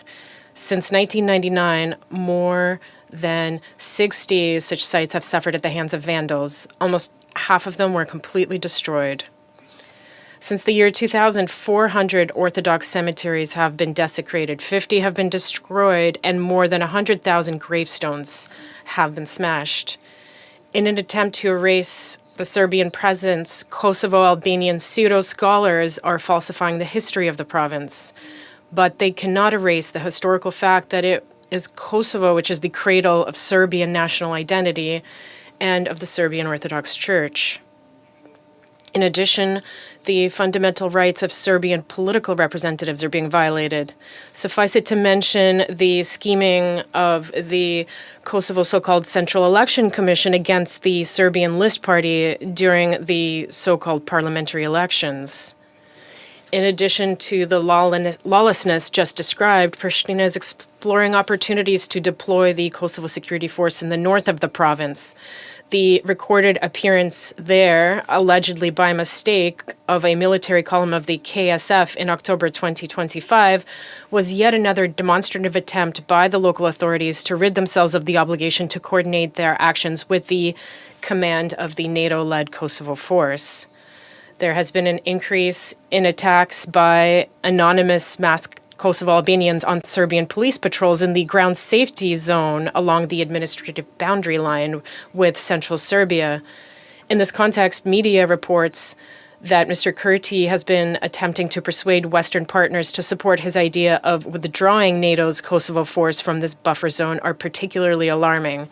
These forces remained the only legitimate military formation in the province, as stipulated by the Kumanovo Agreement and Security Council Resolution 1244. We are convinced that replacing the international presence with Pristina's military forces could bring about a serious deterioration of the security situation. This must not be allowed. It should also be recalled that the Kosovo Albanians responsible for the beating on May 28, 2019, of Mikhail Krasnoshokov, an employee of the UN mission in Kosovo, have still not been held accountable. Furthermore, on December 31st, 2021, in violation of the established international legal norms, Pristina declared a staff member of the UN mission, Andrei Antonov, persona non grata. At the same time, Kurdi's team is systematically glorifying war criminals, the former leaders of the so-called Kosovo Liberation Army. Rallies are held, and the Pristina parliament adopts resolutions in their support. Thematic events with KALA symbols are even being organized in kindergartens.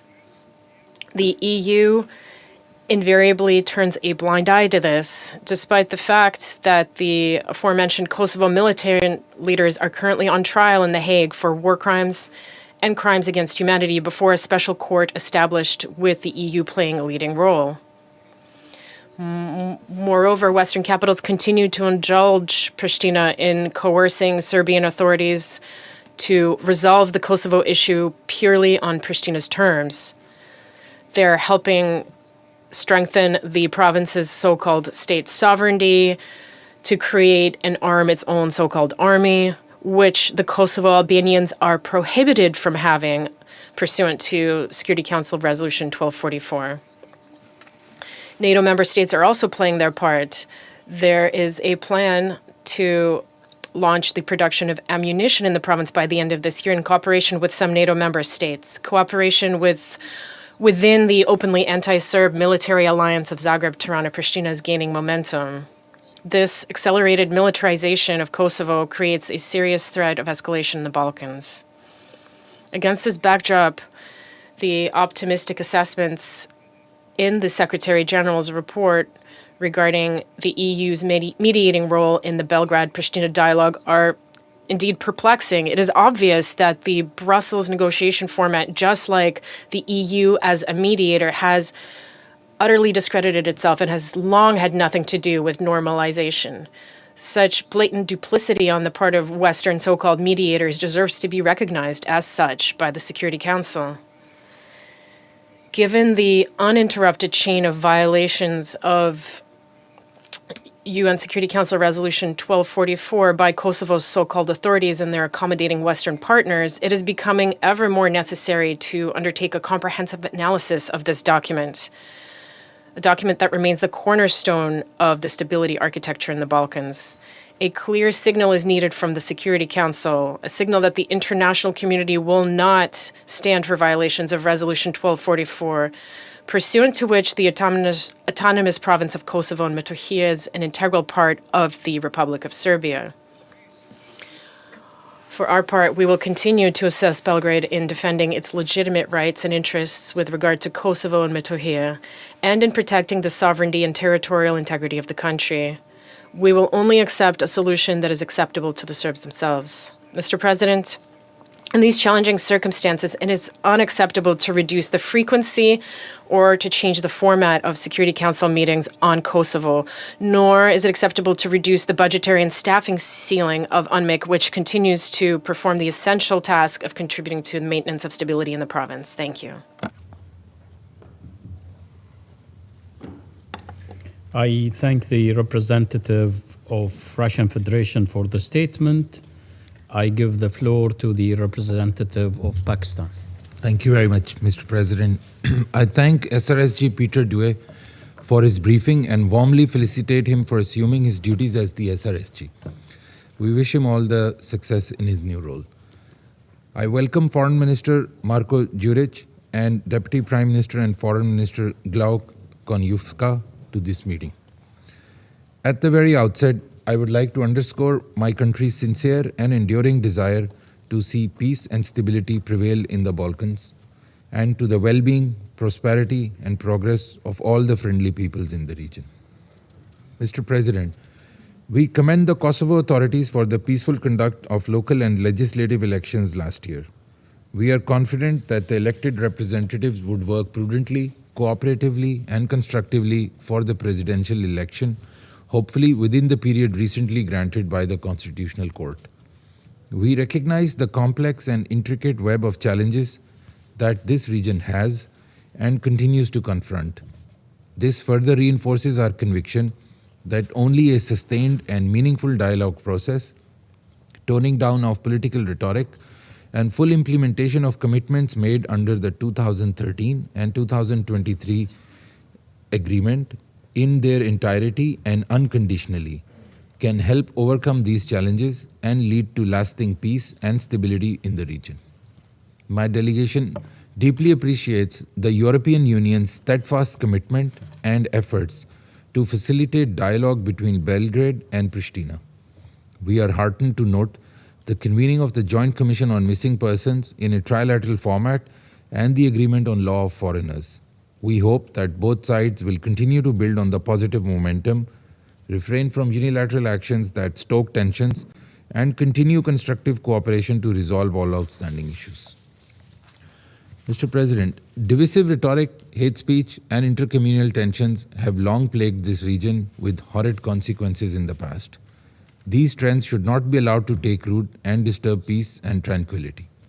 We are perturbed by the reports of desecration of religious sites.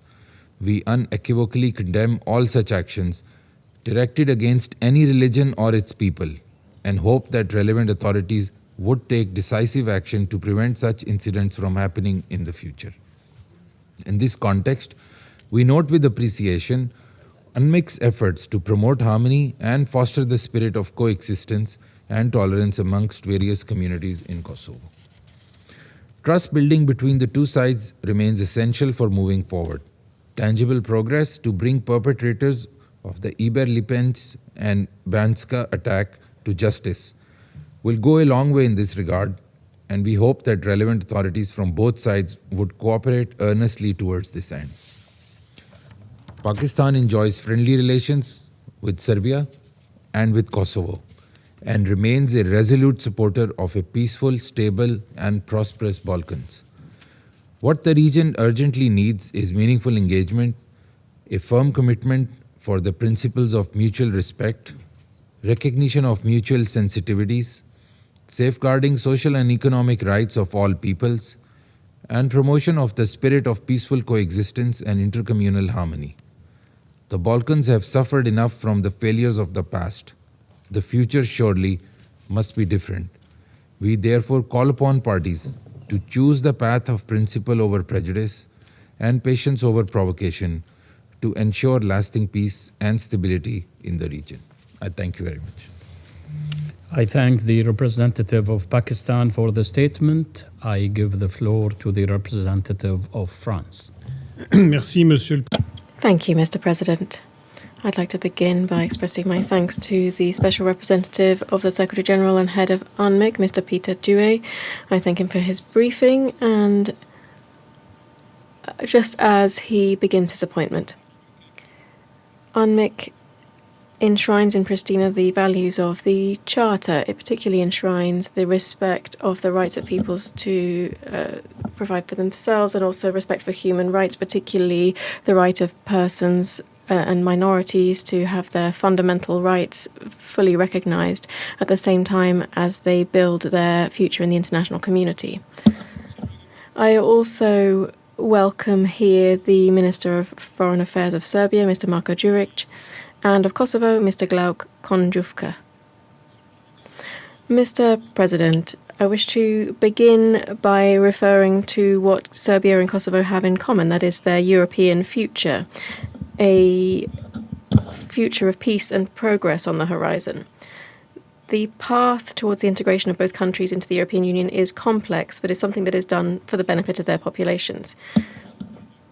The issue here is for building nation-states that overcome the founding wounds and that would consolidate pluralistic democracies. For the European Union, the conclusion of the progress process that started following the end of the former Yugoslavia is particularly important to bring an end to any confrontation. France, therefore, calls on both countries to continue along the path towards normalization in their relations, supported by the EU facilitated dialogue, which is demonstrating both its relevance and effectiveness. In this regard, France fully supports the current positive momentum in the relations between Kosovo and Serbia, spearheaded by the mediation of the Special Representative of the European Union, Mr. Peter Sorensen, with the support of the close partners of both countries and the UN. The agreement reached on the 14th of March on the gradual implementation of the law on foreigners following European mediation and the constructive approach of all parties represents a step in the right direction. With our partners, we will remain watchful to ensure its full implementation, which must be ensured in close cooperation with the Special Representative of the EU and involving representatives of the Kosovo Serb community. Mr. President, important steps still need to be taken here. The Brussels-Ohrid agreement set the course. It now falls to both countries to implement them with the same spirit of dialogue. The Security Council must encourage UNMIC to play its full role in the observation and pursuit of this dialogue. I take this opportunity to applaud the smooth conduct of local elections in Kosovo in October and November last year. They were marked by the involvement of all communities and by a peaceful handover of power in the municipalities of northern Kosovo. Restoring Serbs' active participation in local governance and more generally in Kosovo's institutions remains essential. I also commend the orderly holding of legislative elections in December last year and the constitution of the Assembly through the election of a president and vice presidents representing non-majority communities in accordance with the Constitution. Furthermore, more than 2.5 years on, it is unacceptable for the perpetrators of the Banska attack to remain at large. Those responsible for these attacks must be brought to justice and be held to account. Mr. President, France continues to support UNMIC's efforts in coordination with KFOR and the EULEX Kosovo mission. UNMIC's mandate is intrinsically linked to the normalization of relations between Serbia and Kosovo. France supports all common-sense efforts aimed to improve and streamline peacekeeping missions through efficiency measures in full respect for their mandates. France assures the new SRSG of our full confidence and support in his work for a lasting peace through reconciliation between both countries. Thank you. I thank the representative of France for the statement. I give the floor to the representative of Liberia. Thank you. Thank you, Mr. President. We thank the Special Representative of the Secretary General and join in welcoming the distinguished foreign ministers of Kosovo and Serbia into the chambers. We also welcome in a special way the head of delegation of the European Union to the United Nations. We want to acknowledge the continued engagement of all regional and international actors in support of stability in Kosovo. Mr. President, the picture before us is neither one of crisis nor of calm. It is one of a delicate equilibrium, maintained by restraint, tested by mistrust, and shaped by decisions with consequences beyond the immediate. Liberia has learned that institutions cannot run on hope alone. They do require sustained political commitment and leadership that places national interests above narrow political calculus. Today, Kosovo stands at a critical junction where political uncertainty, fragile security conditions, and unresolved legacies intersect. Encouraging steps, including the formation of a government and ongoing technical engagement coexist with institutional fragility, recurring tensions in the North, and a dialogue process that too often struggles to translate meetings into momentum. In this environment, progress is measured not only by breakthroughs, but by the ability to avoid setbacks. Undoubtedly an achievement, but also, and certainly, a warning.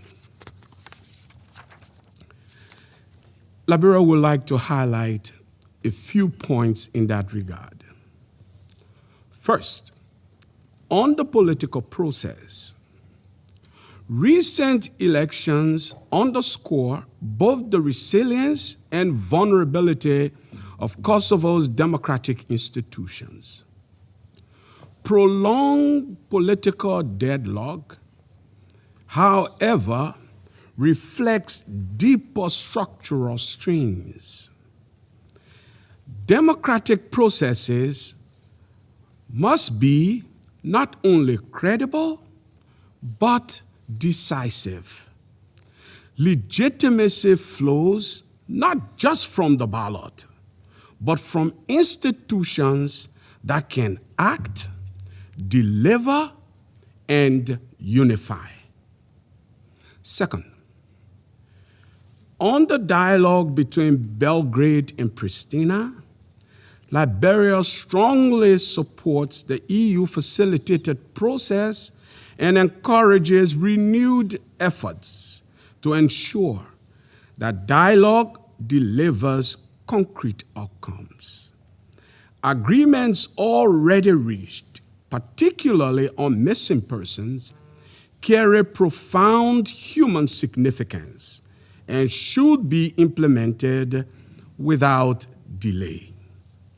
For families awaiting answers, progress must be tangible.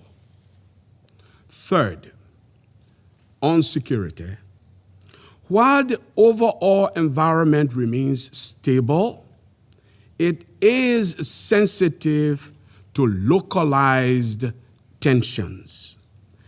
Isolated incidents, inflammatory rhetoric, and competing narratives risk eroding trust. UNMIC, K4, and EU LEX remain important stabilizing anchors, and their coordination is essential. At the same time, lasting peace requires inclusive institutions that command the trust of all communities. Fourth, on the rule of law. Findings from EU LEX continue to point to delays and pressures within the justice system. These are foundational challenges. Justice that is delayed or perceived as uneven undermines public confidence and stability. Liberia's own experience shows that rebuilding trust requires consistency, independence, and visible accountability.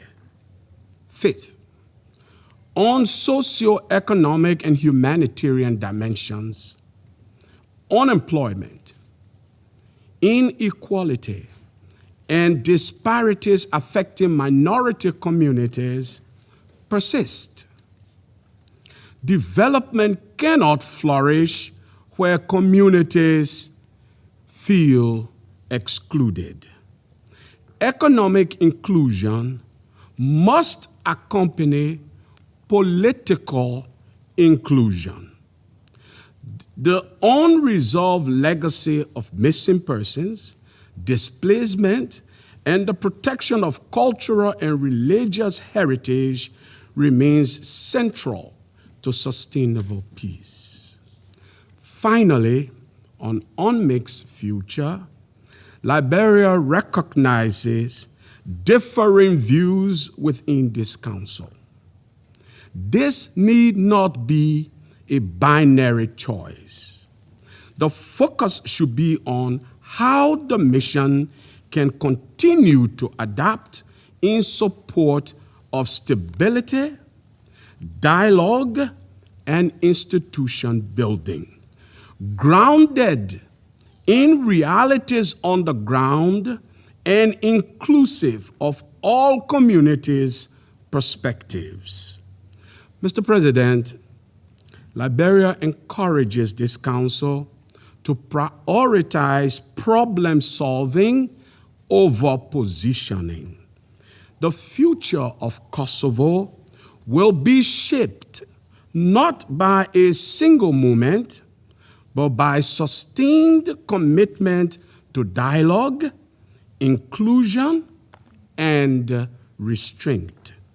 In this effort, responsibility lies first with the parties and also with this council to remain balanced, engaged, and forward-looking. With that, I thank you for your kind attention.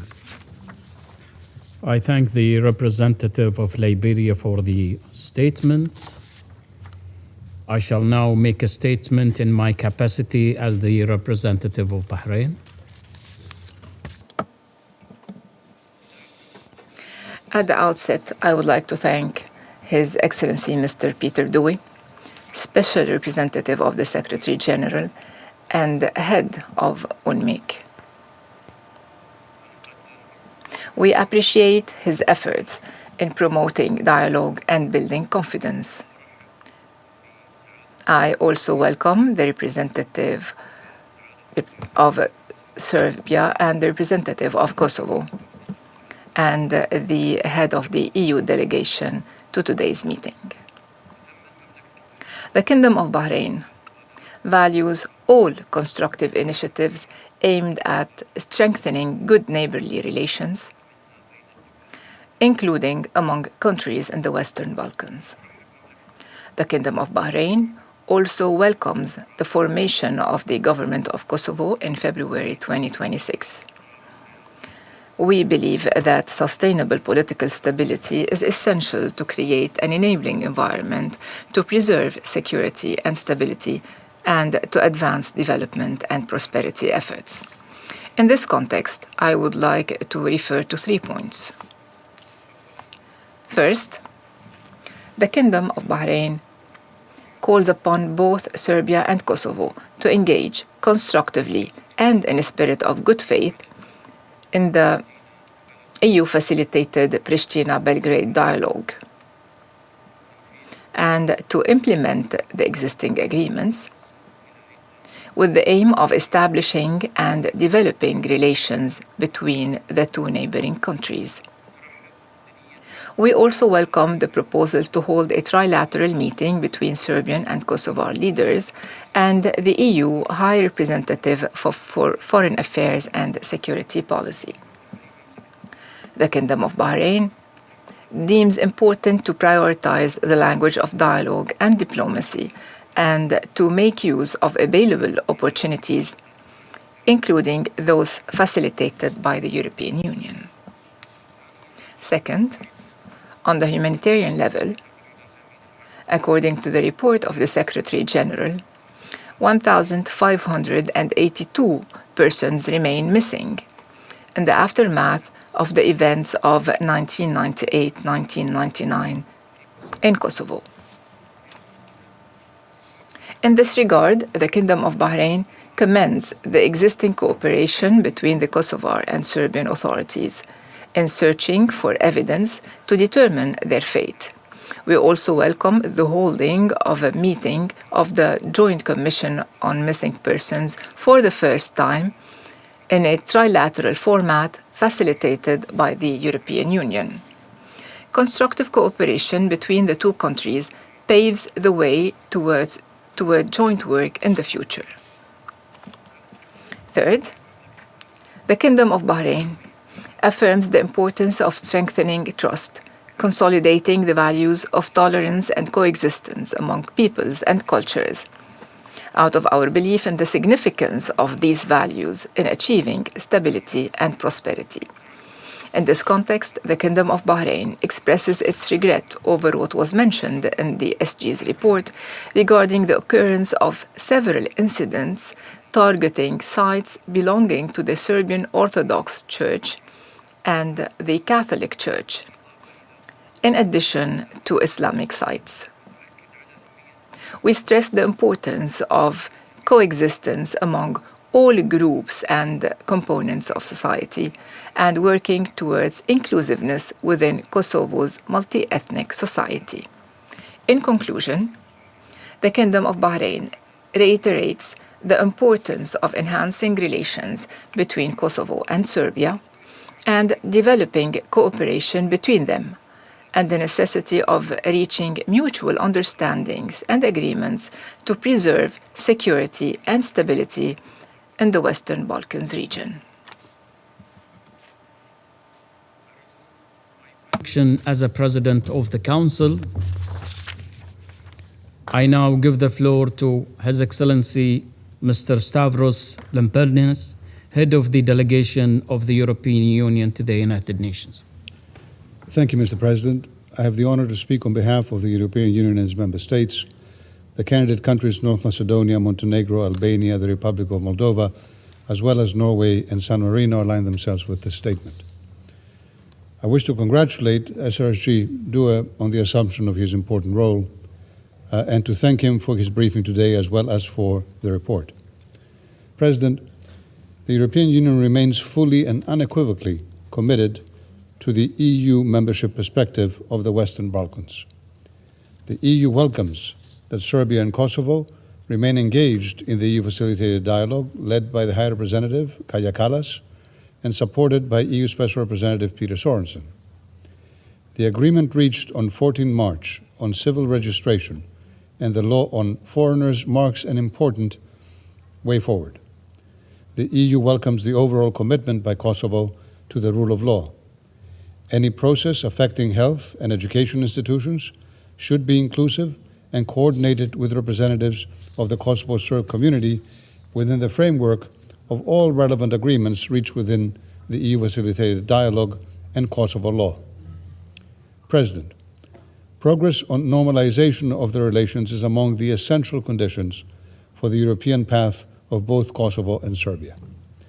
This includes the full implementation of the 2023 agreement on the path to normalization and of all previous agreements reached in the EU-facilitated dialogue.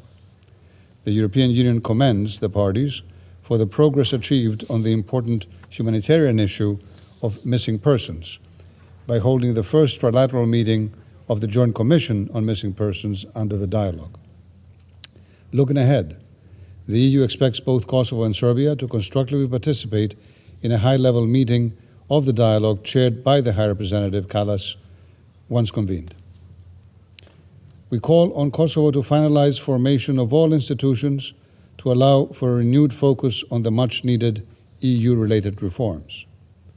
The European Union welcomes the smooth handover of local governance in the 4 northern municipalities of Kosovo and the cooperation between security actors, including with EULEX, the European Union Rule of Law Mission in Kosovo. The EU welcomes the good cooperation with UNMIK. We also welcome the resumption of cooperation between municipal and central authorities that reflects the expectations of Kosovo Serbs, previous agreements, and Kosovo law. We reiterate the importance of and our support for the work of the Kosovo Specialist Chambers. In this context, we once again call on Serbian authorities to respond to Kosovo's requests for judicial cooperation and encourage the return of judges, prosecutors, and police officers. We also call on Kosovo's authorities to implement their reintegration. The European Union, finally, regrets that Serbia has still not taken the necessary steps to bring to justice the perpetrators of the attacks in the north of Kosovo in 2023. Mr. President. I thank His Excellency Mr. Lamperdinis for the statement. His Excellency Mr. Marko Duric, Minister of Foreign Affairs of Serbia, has asked for the floor to make a further statement. I give him the floor. Thank you very much, Mr. President. Esteemed colleagues, I want to thank you for your patience, for listening out to what we had to say. I believe that today's session, regardless of the fact that discussion was at times difficult and opposing views were expressed, has a stabilizing effect, as it provides an important institutional mechanism for expressing our views. Having said this, I will make very brief comments on what was said by Mr. Konjuvca regarding alleged Serbian interference into the electoral process. We encouraged all people in Kosovo to participate in elections. We encourage and support the peaceful transition of municipal structures in the north of Kosovo. However, we are not satisfied with the fact that Serbs were not included into the government in line with the constitution, which explicitly stipulates in Article 95.3 that the party which wins the majority of the votes from the Serbian community should be respected and included in the government. Something different happened. The head of Serb list, Mr. Zlatan Elek, was in fact subject to police and judicial harassment. When a reference was made for Serbian illegal structures in the sphere of education and healthcare, to explain this a bit, basically what was meant that the only Serbian language university in the north of Kosovo is treated as an illegal parallel structure, a university with whose diploma you can work in every European country, in every capital of the world, unfortunately is not being recognized by the authorities there. But I don't want to speak anymore about our differences.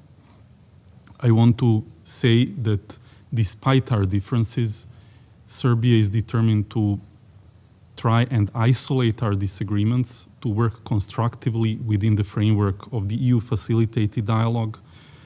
Although we do not agree on the status and our numbers regarding which countries recognize and do not recognize the independence, unilaterally declared so-called independence of Kosovo are different. According to our numbers, 86 UN members have recognized and 107 do not recognize at the moment because 28 countries have in the meantime, in the past 10 years, revoked recognition.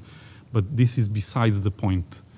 We do not want to compete and we do not want to waste our political, economic and diplomatic resources on lobbying against each other.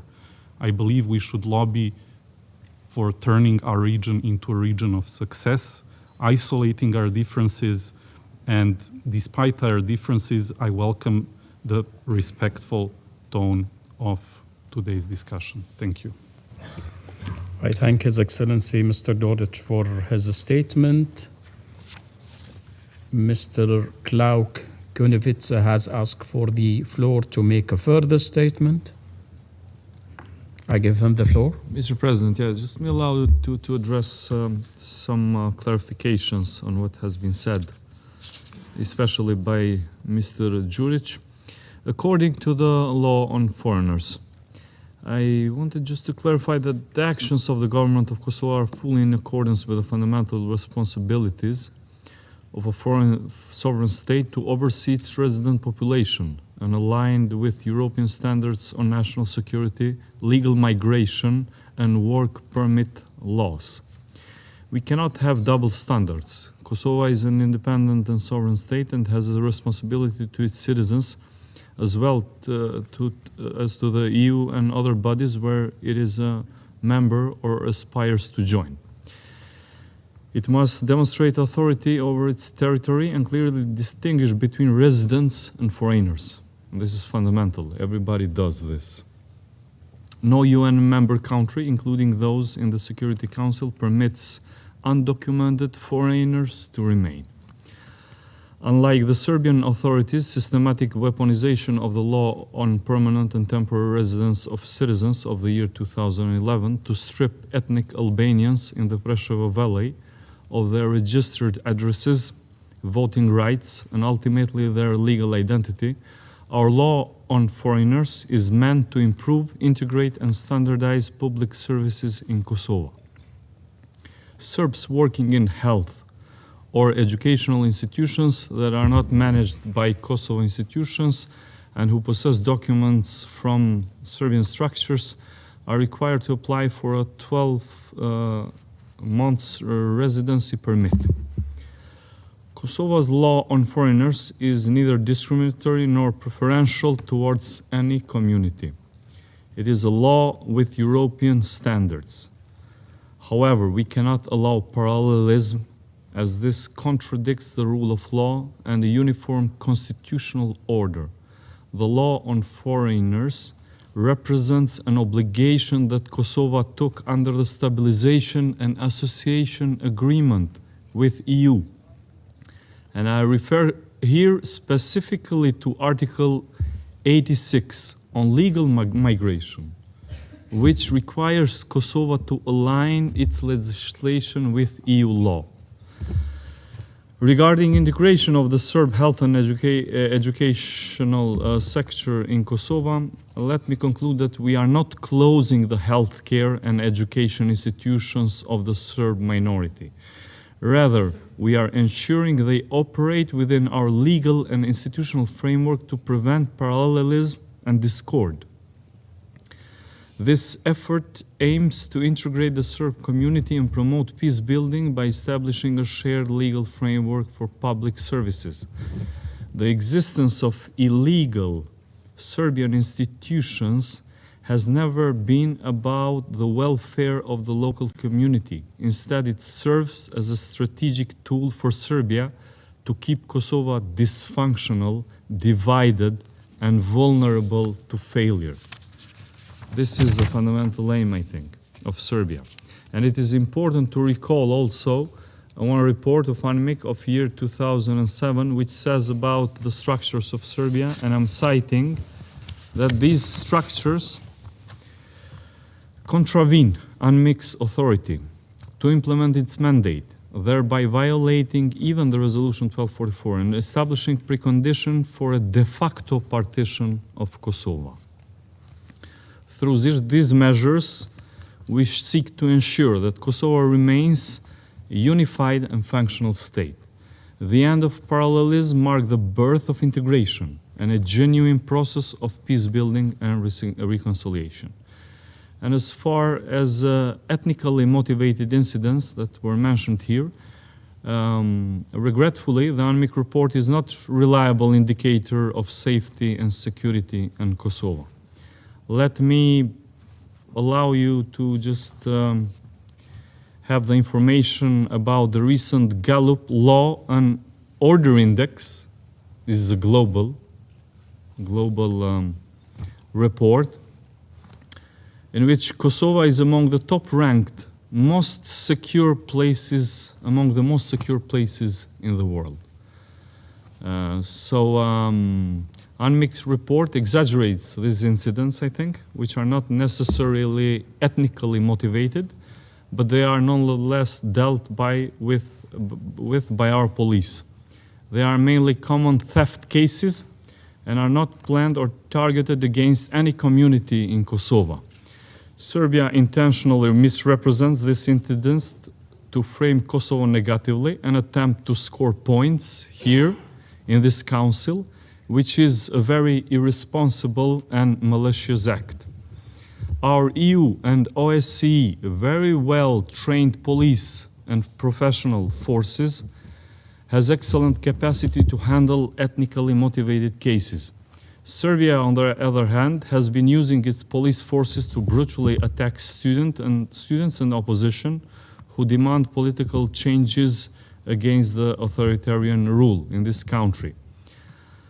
While concerning these alleged arrests of Serb for war crimes, this is a well-known strategy of Serbia to portray war crimes as cases with political motivation, an aim against the Serb community. I'll tell you this is not true. Unlike Serbia, which has ceased to prosecute war crimes in its jurisdiction, Kosovo is committed to transitional justice and dealing with the past. Our judicial institutions have a comprehensive victim-centered strategy and plan for prosecuting war crimes regardless of ethnicity. They operate in accordance with the law and the highest international criminal justice standards.